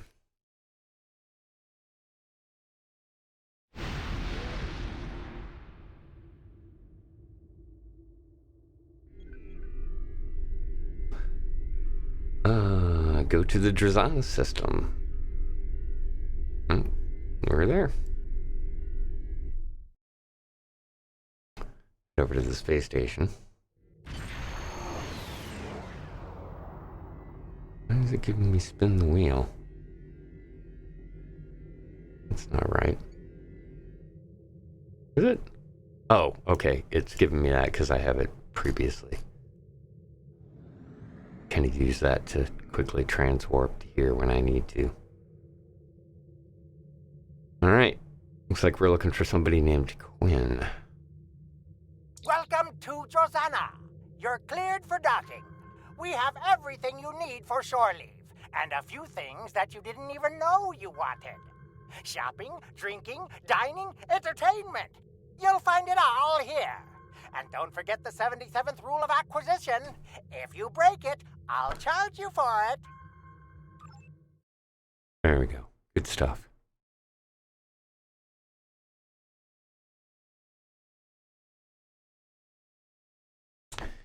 All right. It's about 4.5 days left on the feast. Seasonal event that's they got started there for the end of the month of November. And then I'm guessing we've got, once that completes in a couple of days, Q's Winter Wonderland will be kicking in. You'll definitely want to keep an eye on the channel because I'll be doing all kinds of stuff for the seasonal event called Q's Winter Wonderland. We got a lot of cool mini games and a fun little map to play around with. It's definitely very entertaining. All right, Acosta. Not sure what we should. Not sure where we should start, but intelligence shows that Balan is a Ferengi to talk to if you're looking for information. He's a bartender, so we should go look for him at the lounge area. Understood, Commander. This is one of the universal locations, so no matter what faction you're in, you'll find people of all factions here. All right, let's get our crew together. Take the transport, or the turbo lift here. This is one that I've done a couple of times. Yeah, because I always went through and did this one to claim all of the items in it. This is a fun one. For those of you maybe not familiar with the Kremen thing, this was a storyline in Voyager? No, yes, Voyager. With a very, very good story that is basically Moby Dick in a crazy time travel story. All right, 1984 says, Sir, business with the facilitator Quinn has rented space at the station for his private sales meetings. We aren't sure what the object is he's selling yet, but the rumors are that it's a technological device of some sort. The price Quinn is asking for is significant. You could buy a moon for this much latinum. Starfleet Command reports that additional assistance is en route, but that we should go ahead and make an attempt to obtain this device. Understood. Why, hello. May I help you? Oh, wait, you must be. I'm sorry, but the business facilitator is busy at the moment and cannot be disturbed. Well, we did have an appointment. Yes, but Quen left me explicit instructions about this. He's in the middle of a delicate negotiation to triple his profits on the sale of a rare Delta Quadrant artifact, and cannot be disturbed. All right, we get a couple of choices here. As you go through, a lot of the time, you may not even see options that pop up. In this case, since I have a pretty significant, I believe this is from the diplomatic skills that I've attained over playing the game for quite a while, and you can use the negotiate option, and there's also, obviously, you can just lie about it, but we'll negotiate our way through this. Doesn't Quinn want to hear an offer from the combined financial resources of Starfleet, the Klingon Empire, and the Romulan Republic? Maybe, let's see, it was something. Krenim, I think? Oh, Delta Quadrant treasures are all the rage right now. Artifacts from cultures the Vatwar wiped out are particularly valuable. Quen's made quite a bit of latinum bringing them back through the gateways. Now, that profit-sharing plan he promised me hasn't materialized, but is it my place to complain? All right, we'll use the plead. I know you're just doing your job, but it is very important that we get that artifact, please. I'm sorry, but my instructions were very clear. Well, there must be something that we can do for you in exchange. Well, I'm sorry, but I need this job. I'm trying to save up enough for a ticket off this station. I'll tell you what, we can arrange for transportation for you to anywhere you'd like to go, free of charge. You can? What am I saying? You have a starship, of course you can. Go on ahead. Quen and the other buyer are in the cargo bay, but you better hurry. They were trying to get the deal finalized before you could stop them. Thank you. Thank you so much. Well, thank you for letting us pass. My crew will make arrangements for you. The Orion Secretary. Alright, let's see what we got here.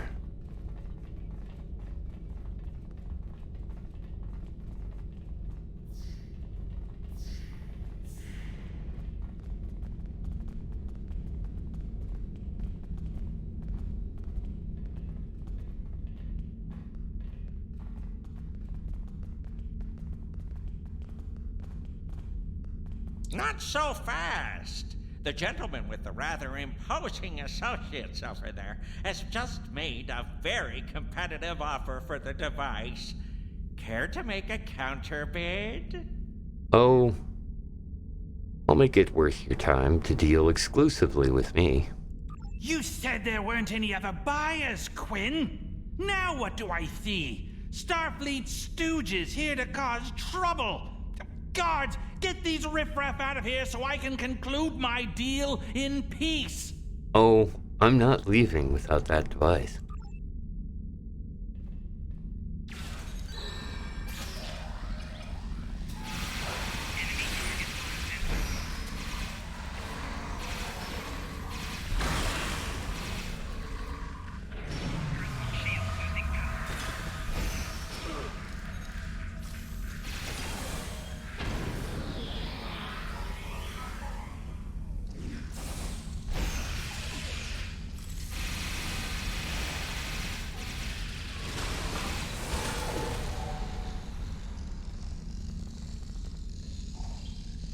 Grab our loot.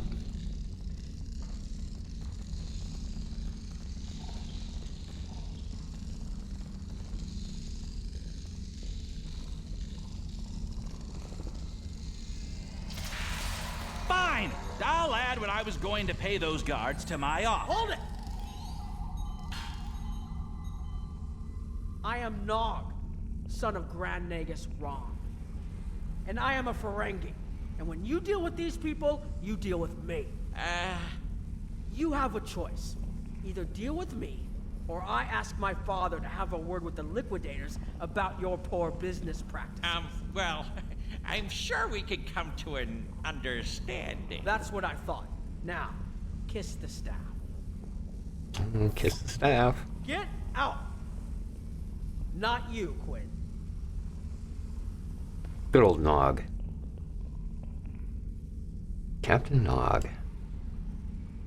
Here's my best offer. How about we agree on a price, and you get your Delta Quadrant doodad, and I leave. Everyone's happy. Oh, not so fast, Quinn. No? Fine. How about I answer your questions, and maybe then I get to leave? But let's get on with it. Every minute I stand here, I'm losing a strip of latinum. Time is a very valuable commodity. Okay, well, what do you know about the relic? The device is Krenim in origin. Specifically, it's from the Krenim Imperium. Constructed sometime in the mid-22nd century, if I had to take a guess. Strange piece of technology. I haven't seen anything else like it. Highly advanced, and it has hallmarks of Krenim work, but it's, odd. Definitely odd. What happened to the Crown? The Vodlar, that's what.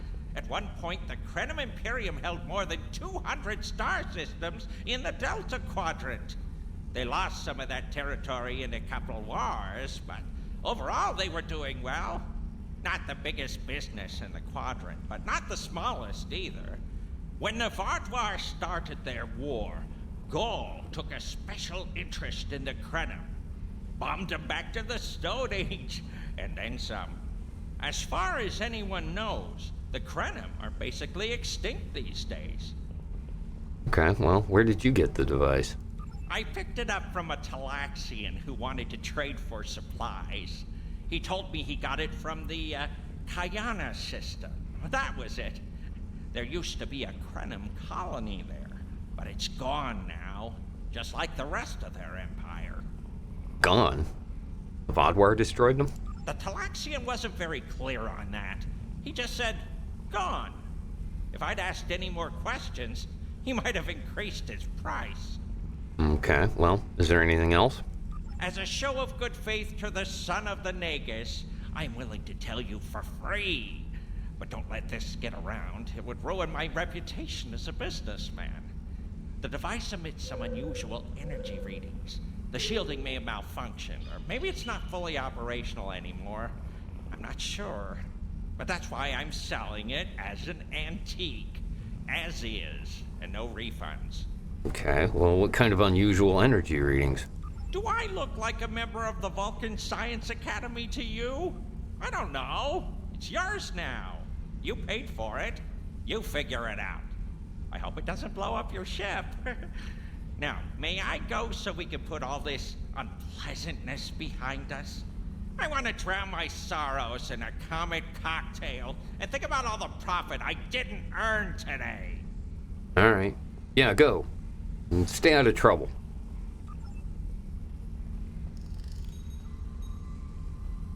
Don't let the staff of office and these good looks fool you. I'm here as a Starfleet officer, and I don't normally flaunt my family connections, but in this case, it seemed like the best way to solve the problem. So I borrowed my dad's second best staff. Well, good to know. Thanks for the assistance. It didn't look like Olga was going to let us purchase this Kremlin artifact while he was still in the room. Interesting.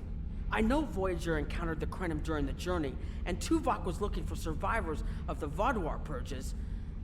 For now, though, perhaps we should concentrate on learning what we can from this device. Agreed. Now what should we do about the force field? Quinn left without taking down his security, but fortunately I know how to get around it. This isn't a very sophisticated system. It's hardly worth the latinum he paid for it. If we overload the EPS conduits, we'll create a cascade failure in the system that the control protocols won't be able to handle. That should drop the force field. Okay, got a couple of options, some background stuff for you guys. It's true. My father is Grand Nagus Rom. I don't normally have much to do with his business dealings, but in this instance, a little show seemed to be the best way to solve our problem. Well, how did you end up in Starfleet? I grew up on Deep Space Nine with my father and my uncle Quark. That was back before my dad became the Nagus. He was just a maintenance tech. Like my father, I preferred engineering to business. Captain Sisko helped me get into the Academy, the first Ferengi ever to join Starfleet. Then my Grand Mogi started seeing Grand Nagus Zek, and there were a lot of changes on Ferenginar. When Zek decided to retire, he thought my dad would be the right person to see them through. Oh, I see. Interesting. I know Voyager encountered the Krenim during the journey, and Tuvok was looking for survivors of the Vaadwaur purges. For now, though, perhaps we should concentrate on learning what we can from this device. Agreed. Now what are we going to do about that force field? Quinn left without taking down his security, but fortunately I know how to get around it. This isn't a very sophisticated system. Right. It's hardly worth the latinum he paid. We get another option here. I'm not familiar with your background, Captain. Mind giving me the short version? I don't mind telling you a bit about myself at all. I grew up on Deep Space Nine with my father and Oh, my okay, yeah, uncle this. Quark. That was back before my dad became the Nagus. He was just a maintenance tech. Like my father, I preferred engineering to business. And Captain Sisko helped me get into the Academy, the first Ferengi ever to join Starfleet. I fought in the Dominion War, which is an experience I never want to repeat, and I spent some time on exploration ships. Then it was back to DS9 for a while, off to Utopia Planitia to work with the SCE, and finally taking command of the Chimera. Now I get to see the technology I helped develop at work in the field. Oh, a long and interesting career, Captain. Glad to meet you. Interesting. I know Voyager encountered the Krenim during the journey, and then it repeats. and Quinn left without taking down. Generally run into that. Fortunately, I know how to get around it. All right, let's just overload the EPS conduits. It really isn't a very secure at all. I think you can overload the EPS conduits in the corner there. Mm-hmm.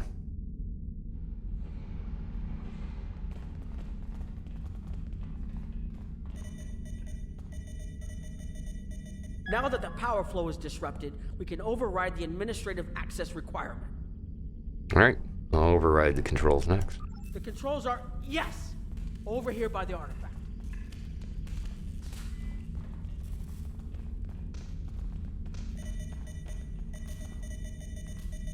Excellent.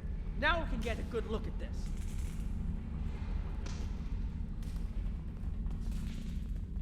Watch out, everybody. Get a shot of this.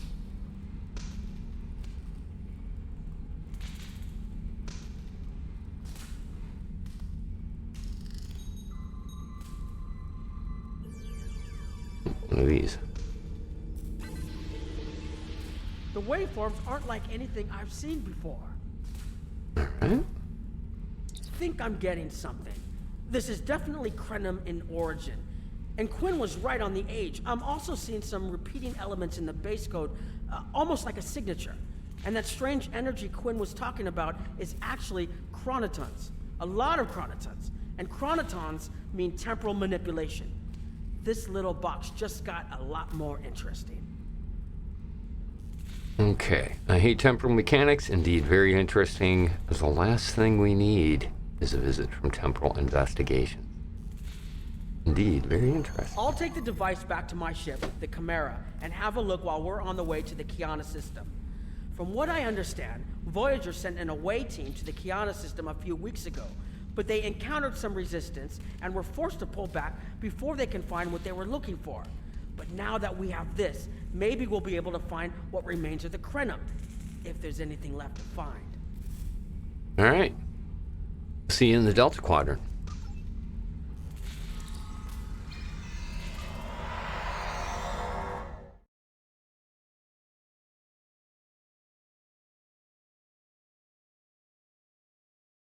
Good old Nog.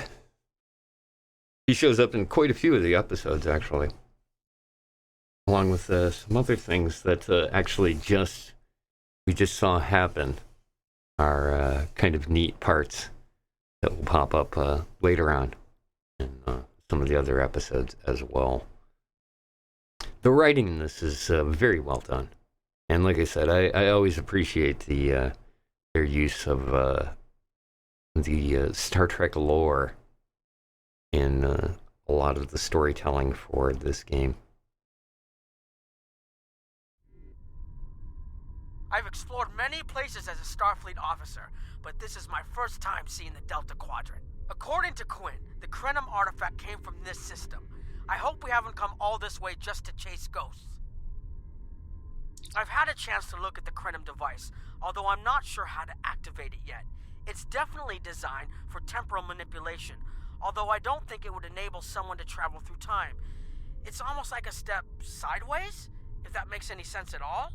I'll keep working on it and let you know if I learn anything more. Perhaps we can find something here that can explain it. Voyager's preliminary scans of the system turned up a number of anomalies, but nothing conclusive. According to Krenim records, though, there's supposed to be an M-class planet in this system. We're not reading anything like that on the sensors. Maybe the planet is the source of the asteroids. We're also picking up some wreckage. Could be. Let's check that wreckage out first. It might give us a better idea of what happened out here. And we should be on the lookout for Vodwar. Preliminary scans indicate they've been actively patrolling through this system. Agreed. Set a course for the wreckage around that asteroid and engage. Keep an eye out for Vodwar. They're still patrolling this area. All right, I'm going to also do something else here. Seems to be a little low on the audio, and I know I do have it turned down. Oh yeah. Let's bump the voice stuff up a little bit more. That won't be too crazy loud for you guys. The Chimera is kind of a cool destroyer. A very cool ship that you can get for, I believe you get it for a lifetime sub. If you have a lifetime sub, it's one of the things that unlocks for that subscription. For those of you that are interested in playing the game, though, you don't have to be subscribed. It's a free-to-play game. Subscription will get you, obviously, bonuses and stuff like that, and then, obviously, the lifetime sub, which I believe they just finished the sale on it recently. But usually they sell it for about 30% off. And I picked it up before the game actually even launched. If I had to place a bet, I'd say that wreckage is where this artifact was found. Oh, good. But yeah, it is, I don't know, For those of you that are that find the game a lot of fun, I definitely recommend it when it goes on sale. Scan that wreckage. Heads up! Vaudwar on an intercept course. Surprise, surprise.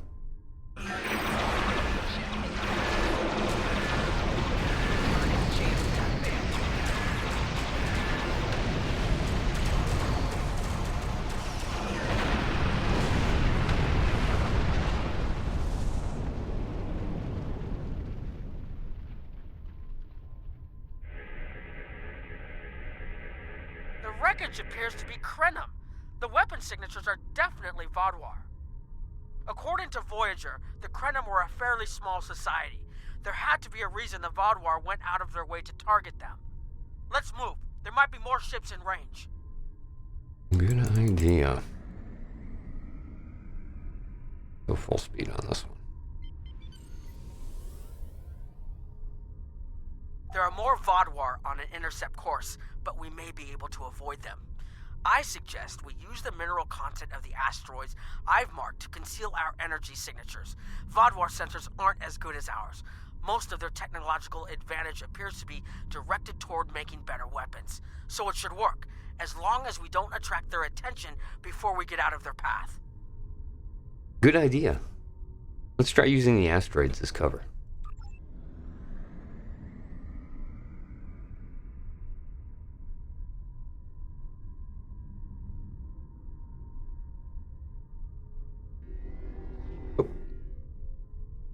Get a pretty good lighting. There we go.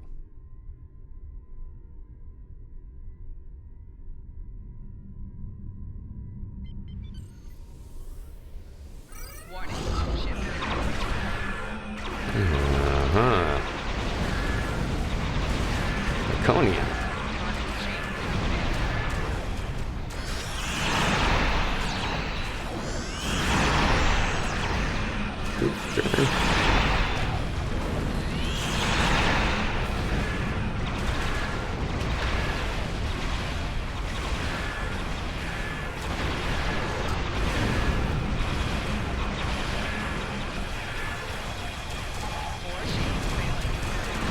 What exactly does low profile mean to you? Yeah, we don't do low profile that well. Look at the ship. How do you low profile this thing?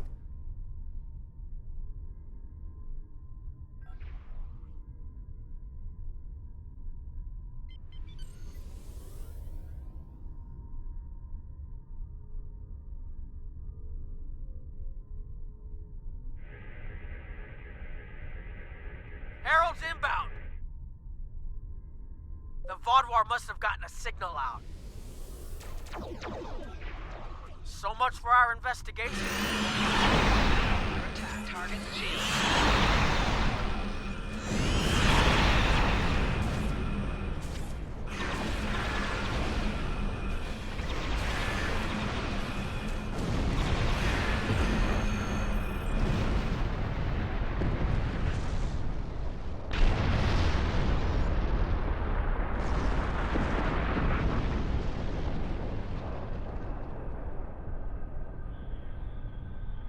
There was something about the Krenim that was such a threat to the Vaudwar and the Iconians that they're still patrolling the old Krenim systems. If we can find more Krenim technology, or maybe unlock what we have, we might be able to find out what is so important. That could be something the Alliance can use against the Iconians. I recommend that the Chimera and your ship patrol the outer system while we take an away team to the surface. I'll bring the device and keep trying to learn more about it. Agreed. My team will meet you there.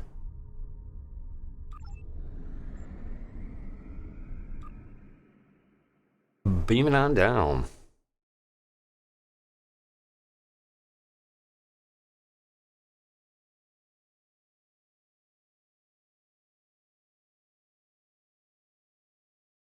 Hope everybody's doing well tonight. Thanks again for joining me for some more of the Star Trek Online episodes here on HC Space.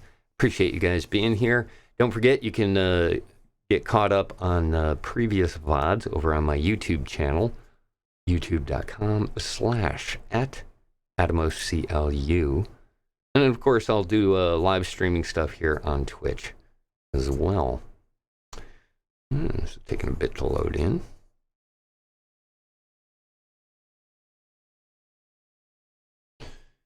All right, there it goes. This doesn't make sense. There's nothing here that would cause the readings I was seeing from orbit, but there are traces of chronotron particles. I've never known chronotrons to appear naturally without some sort of temporal manipulation going on, but there's nothing here. I'm starting to come up with a theory, but I need some more data. I recommend we take some additional scans. Agreed. There's something here. We just need to find it. Exactly. But we need to be quick. Those patrols we encountered in orbit will be missed soon. I'm going to order the Chimera to try to avoid contact, but warn us if more ships arrive. Agreed. Pick the area for scans, and let's get going.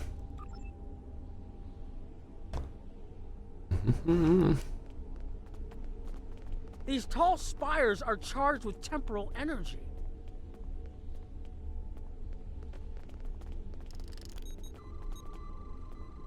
Curious. It's almost like it's in a state of temporal flux. Curious indeed. I need to get some scans. There's something going on. All right. Do that. There are more mineral deposits over there.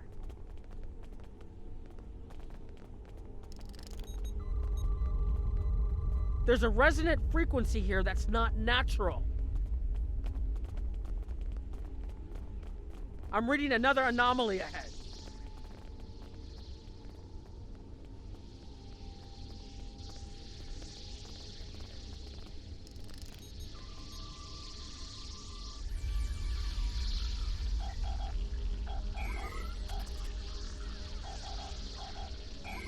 Ah.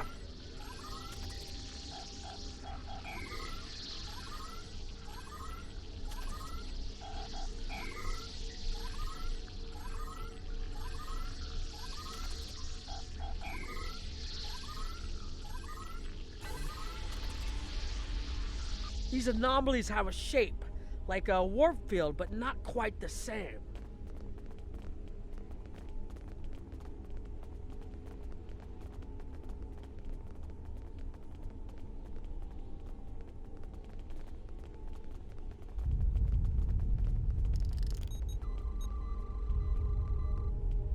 The only other place I've seen sensor readings like this was in the wormhole. Hexadecimal calls in. Captain, Heralds have landed and are approaching your position. Fall back, Watchtower. We'll deal with the Heralds. They're already here. There, behind those rocks. Yes, I see you. Okay. Hurry! They'll be here any moment. This area looks defensible. Get ready. I have an idea. We need to use the device. I've been trying to activate it, and I've almost got it. Keep them busy. If I can get it working, I should be able to conceal us. Let's see. Work quickly. I know you can get it to work, but hurry. Do what you must. We'll protect you. You heard him, guys. I think this is the choke point here, so let's get some turrets down. Here they come!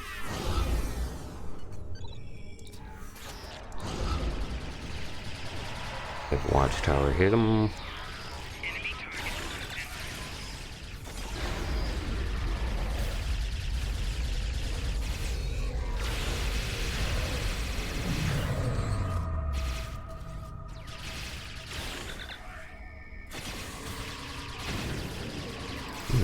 They're coming on that other side too.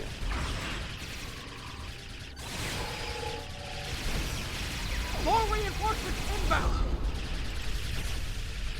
Let's take care of that. I'll take care of this.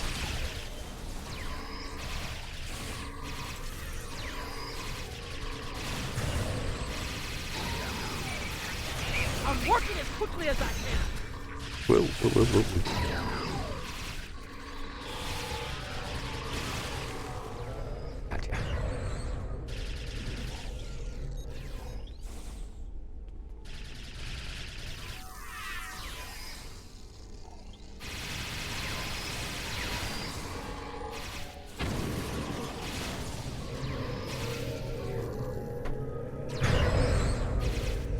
Watch out! There's more of them!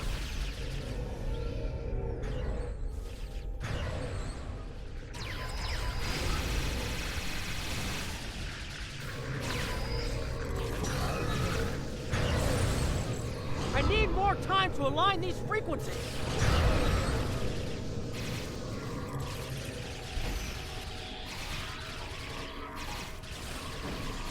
Who's got that? Alright, good. Sai's unconscious. Where the hell's he at?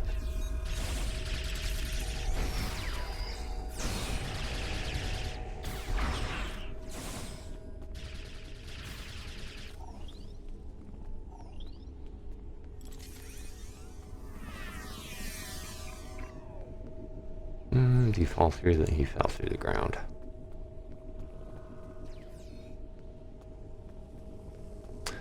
As you do. Okay, we got him over there. Good. Almost there. Just one more connection and that should... Do it. Dog. Final wave. Here they come.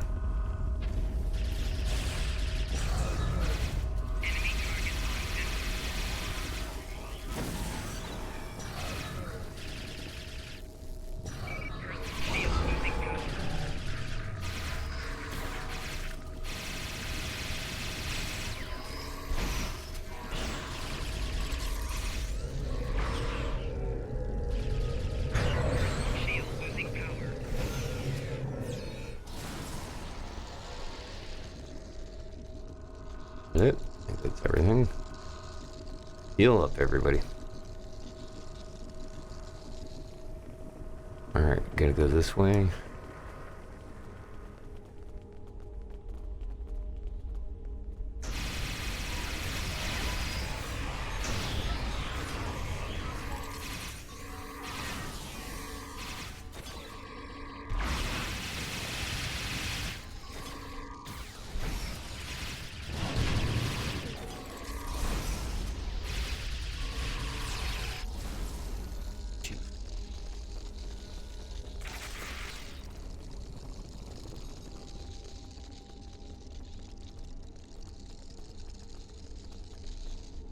Come on.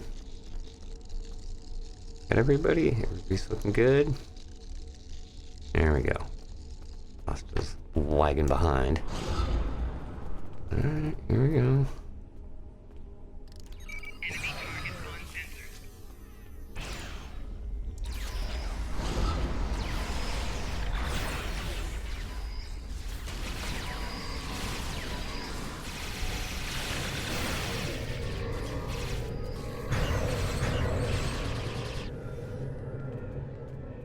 Good.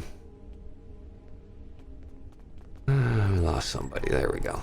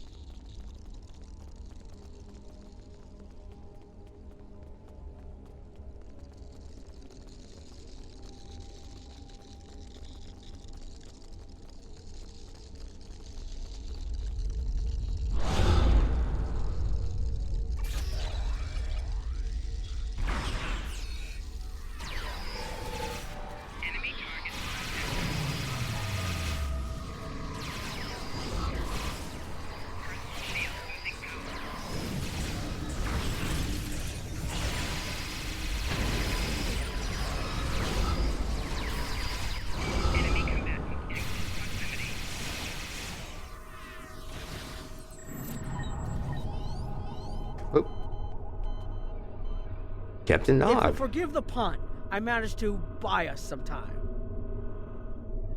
Okay. Explain pun, please. It's taken me some time to convince the Krenim to help us, but they finally agreed. Remember how I said the device could remove someone from the time stream? It did. That's where we are now, in the temporal bubbles. And how we perceive time in here is a little different than outside. That's why the Heralds can't see us. We're out of their timelines. Out of all timelines, in fact. While we're here, it's almost like we don't exist. And not existing is an improvement? No one's shooting at us. I think that's a good thing. The Krenim are... they're a little touchy. Almost being driven to extinction by the Vaadwaur has made them suspicious. But they're willing to talk to us if we help them stabilize the temporal energy. I suggest we help. I wouldn't want to be in here if the fields collapse. Understood. Let's talk to the Krenim. Hello. I've had some time to observe you and Captain Nog, and your actions make it clear that you are no friend of the Vaadwaur or the Heralds. This does not, however, assure me that you will be allies to my people. The Krenim have lost much. Our empire is gone, and our people have been killed or scattered. We are what remains, and I will do whatever I must to protect this system, even if it means leaving you to face the Heralds alone. Okay, well, what can we do to prove ourselves? You have already repaired some of our emitters that were damaged by the attack, but there is more yet to do. Should our temporal equipment fail, this location will be instantly overrun by Heralds. If that happens, none of us will survive. We didn't intend you any harm. What can we do? More of our emitters must be realigned, and there are other pieces of equipment my people are already working to repair. Assist my team, and then we will talk again. Understood. Straightforward enough.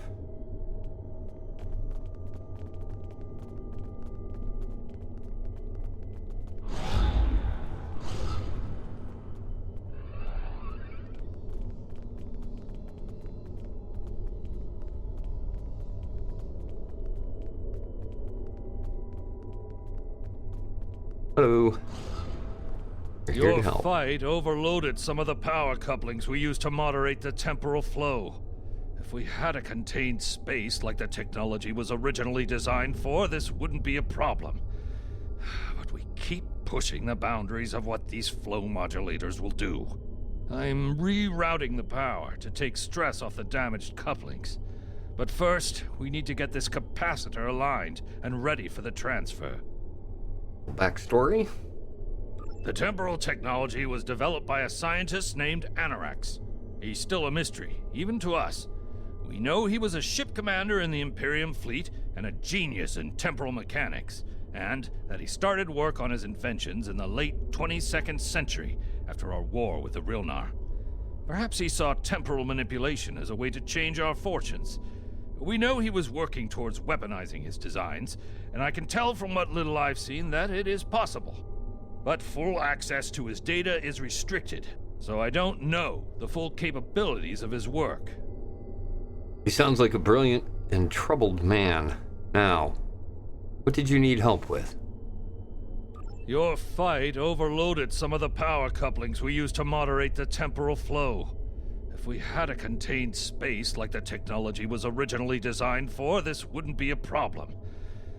But we keep pushing the boundaries of what these flow modulators just like you will said do. before. Do what I can to assist. Rerouting. Right, let's align the capacitor. Okay, now it's starting to look like something.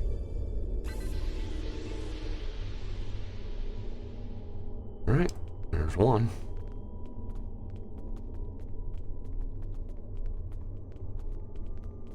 One back there. Looks like there's one back over here. But do this one first.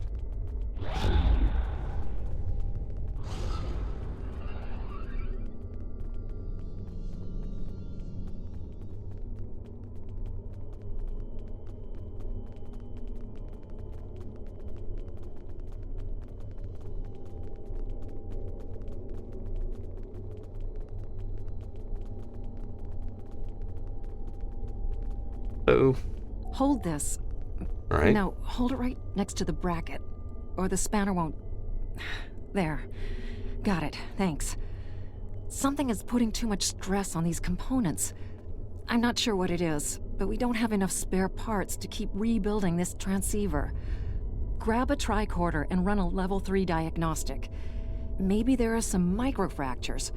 If we can find and repair those, this should hold out until I can fabricate a new unit. Backstory? Can I ask about this technology? Why are you having so many problems with it? Anorax's original designs are for a temporal field that's big enough for a ship, sizable but finite. We've adapted the tech to cover much larger areas, but that makes the field more unstable, and we had to get everything operational before the Vaadwaur found us. So we cut some corners, a lot of corners. We're making updates and repairs as fast as we can, but we can't afford a failure. This tech is the only thing keeping us alive. I understand. Now, what do you need help with? Hold this. No, Okay. hold it right. Oh. Fix it.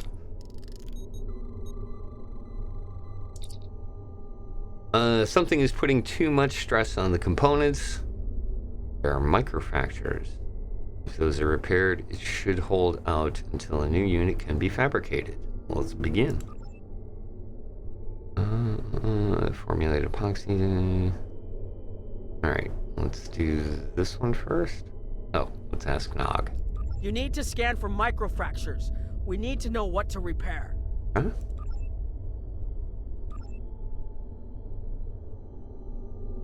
Microfractures detected. Awaiting next command. What do you think? You'll need to formulate an epoxy. Here, I can show you which formula to use. Alright.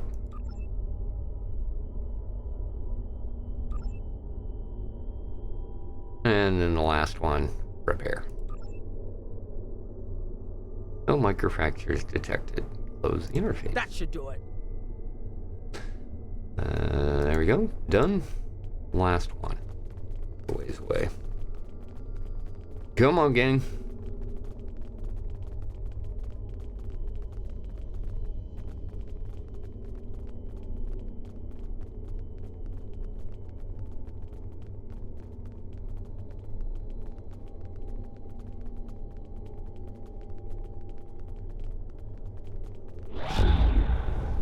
Peace.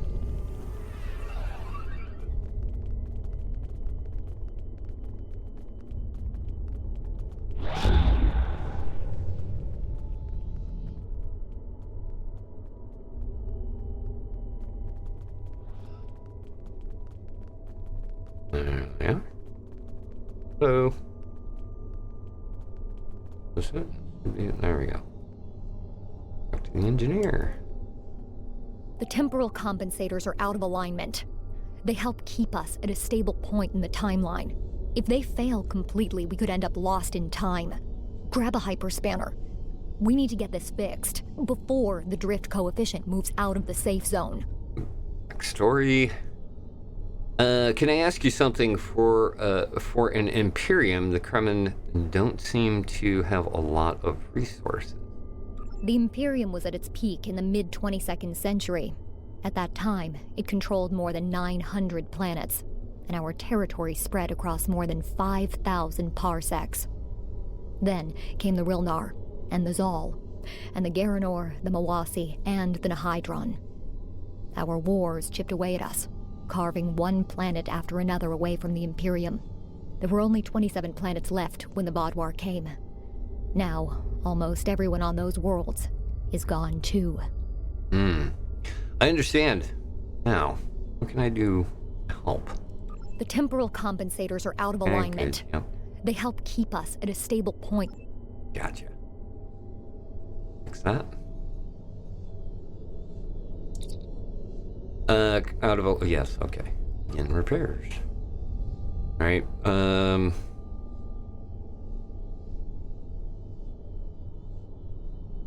disconnect buffer. This may cause permanent damage to the temporal matrix. Please input another command. Okay. Temporal computers are out of alignment. Oh, we gotta do that. Wasn't it?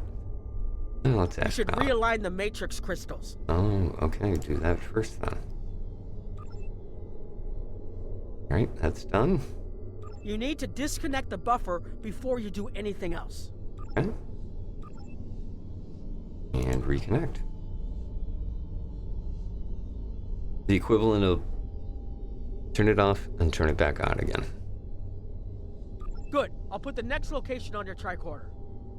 It's just temporal technology. It's nothing big. We're just messing with time.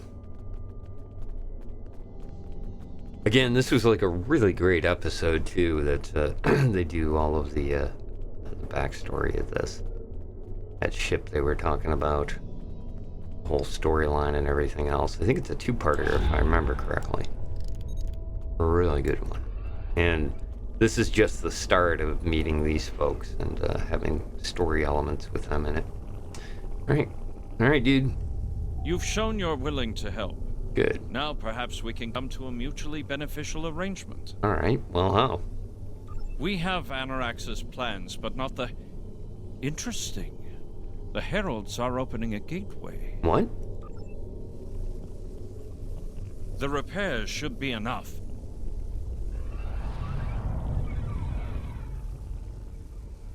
I beg mercy, Great One.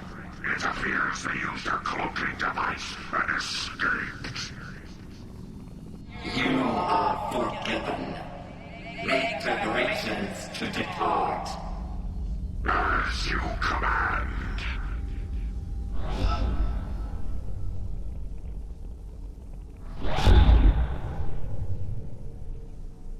An interesting development.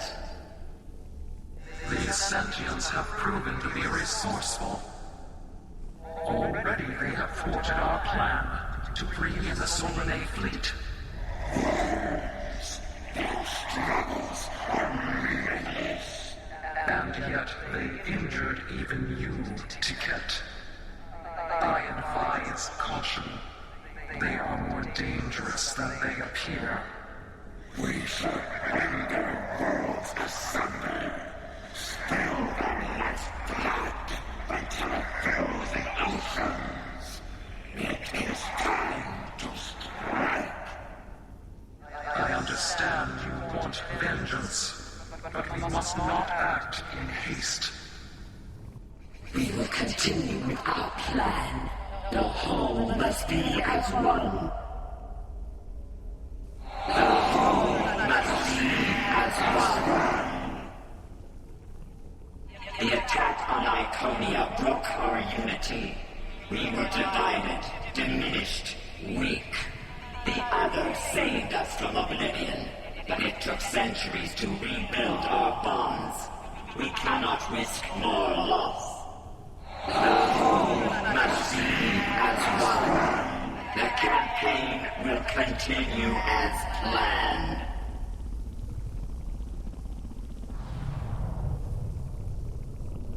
Okay, that was weird.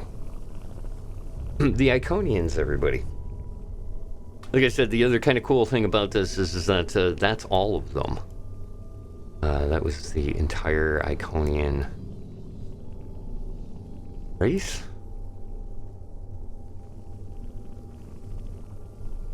They're eternal, though. Yeah, they live forever, basically. Alright, Nog, what's up? They couldn't see us? There were Iconians right in front of us and nothing! They had no idea we were here. We were completely safe. You're right. This could be what we need.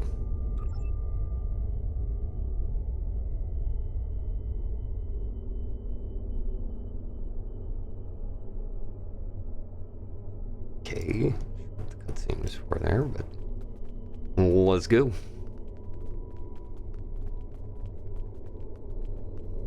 Look at all the orders. The only protection left to my people is our ability to manipulate time. But it is something we must do with great care. Even the most innocuous of changes can ripple through reality in unexpected ways.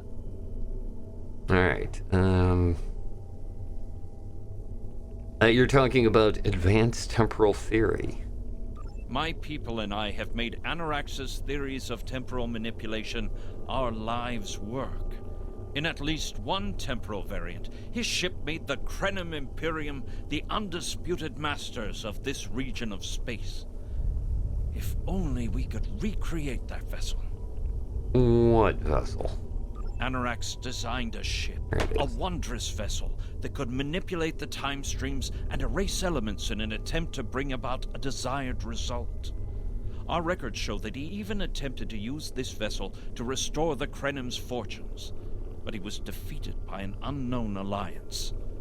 Afterward, the Krenim Imperium declined, as perhaps was its fate all along. We were diminished, but content to let time progress as it would, until the Vaadwaur. The Vaadwaur destroyed all Kremen colonies in this area? The first Krenim worlds to fall managed to warn the others. When the Vaadwaur came, we hid ourselves in the time stream. It was the only way we survived. Before the Vaadwaur arrived, we were working on a relic.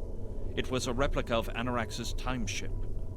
With it, we could have gone back and eliminated the Vaadwaur threat before it even began. Oh, why haven't you done so already? The Vaadwaur's assault on the Imperium took too much from us.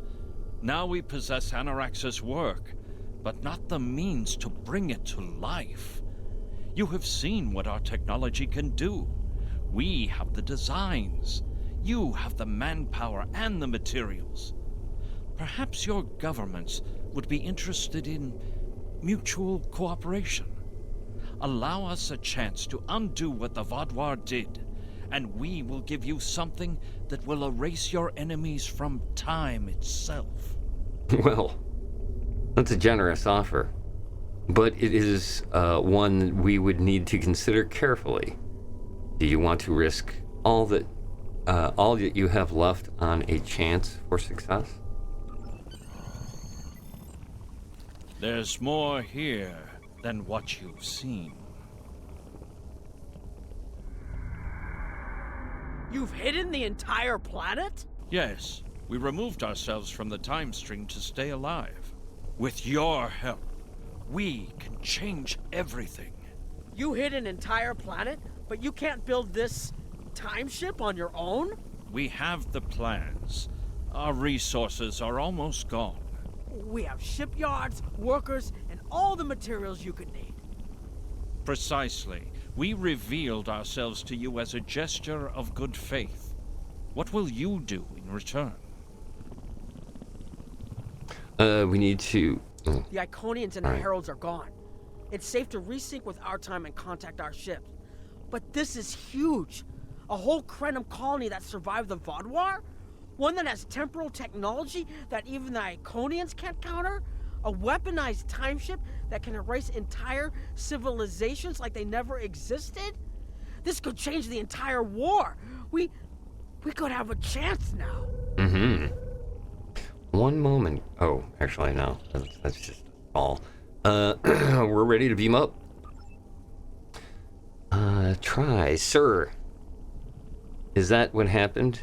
We've been scanning for you, but you just disappeared. We've been hiding in the debris to stay away from the Herald ships, and then, sir, you are not going to believe this. There's a planet here now. An entire planet. Did you find something down there? Something that could conceal an entire planet? Looking forward to hearing what happened, Captain, but we're glad you're back. We found the Krenim. We'll explain as soon as we get back on board.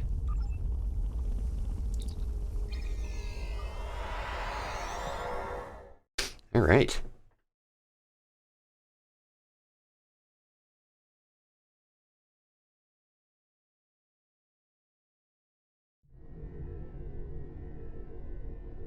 And there we go.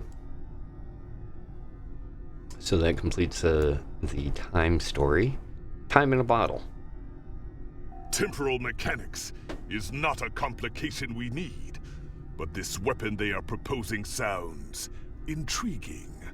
You and Captain Nog were correct in thinking the Alliance would be interested in investigating such a thing. Personally, I approve of anything the Iconians might fear. Kapla! Kapla! Alright. Chronoton split beam rifle. Universal kit. The Chronoton jolt. speed run. That's not a bad little tool. Flux generator for a ship. No, this is a ground. Time shift for 5 seconds. Gain immunity to all damage. Cannot use other abilities. Okay. Personal shield and lockbox.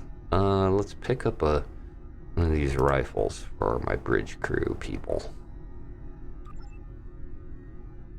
And there we have it. That brings us to...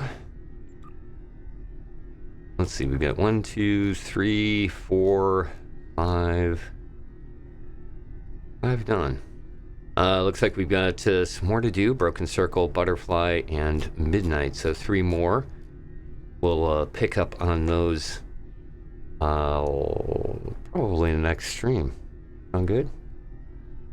Once again, thanks everybody for coming and joining me here for another of the Star Trek Online episodes as we continue on here with some more HC space stuff. I'm gonna call it a night.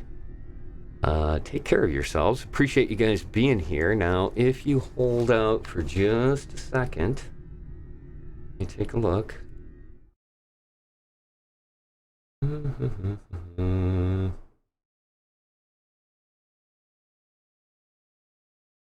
Here, let's do this.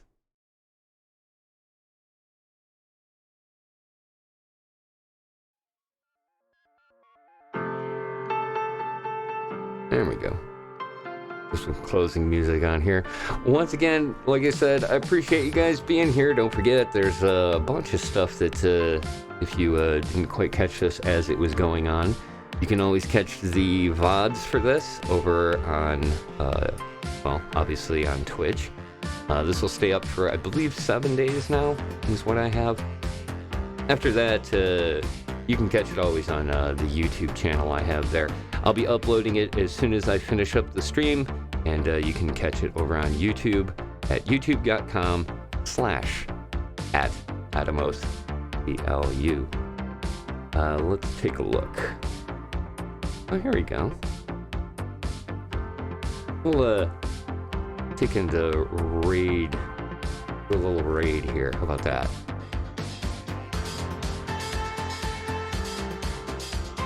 What was that? Okay.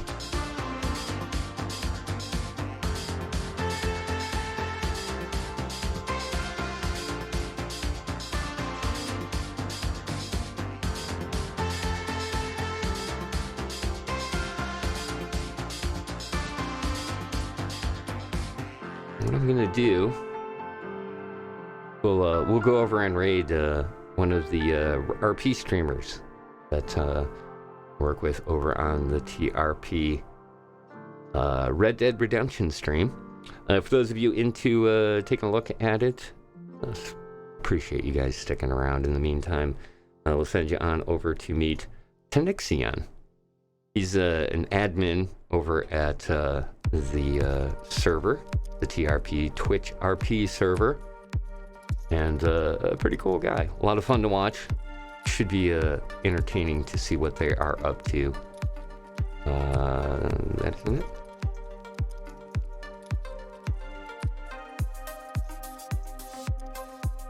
That do it. Wait.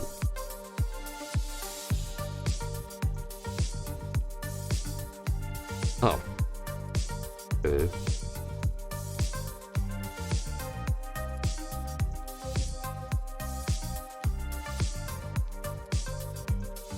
There we go.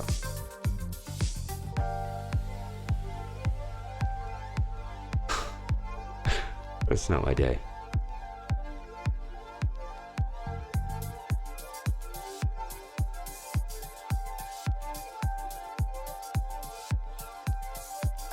There we go.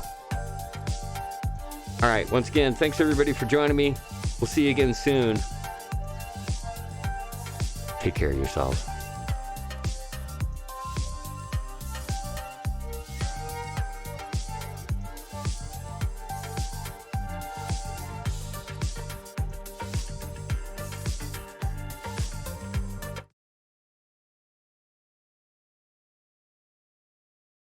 as usual, I see. Hey, Adamus, how are you guys doing? Thank you for the raid. And what were you guys up to today? What did you stream? Welcome in. Caught me pretty much at the start. We did a little ambassador event earlier before we swapped over to Solomon. Solomon.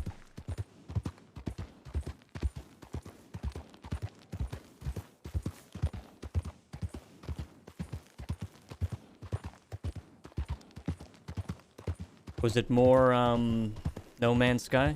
Or was it something else today? Huh? Ooh? Ha?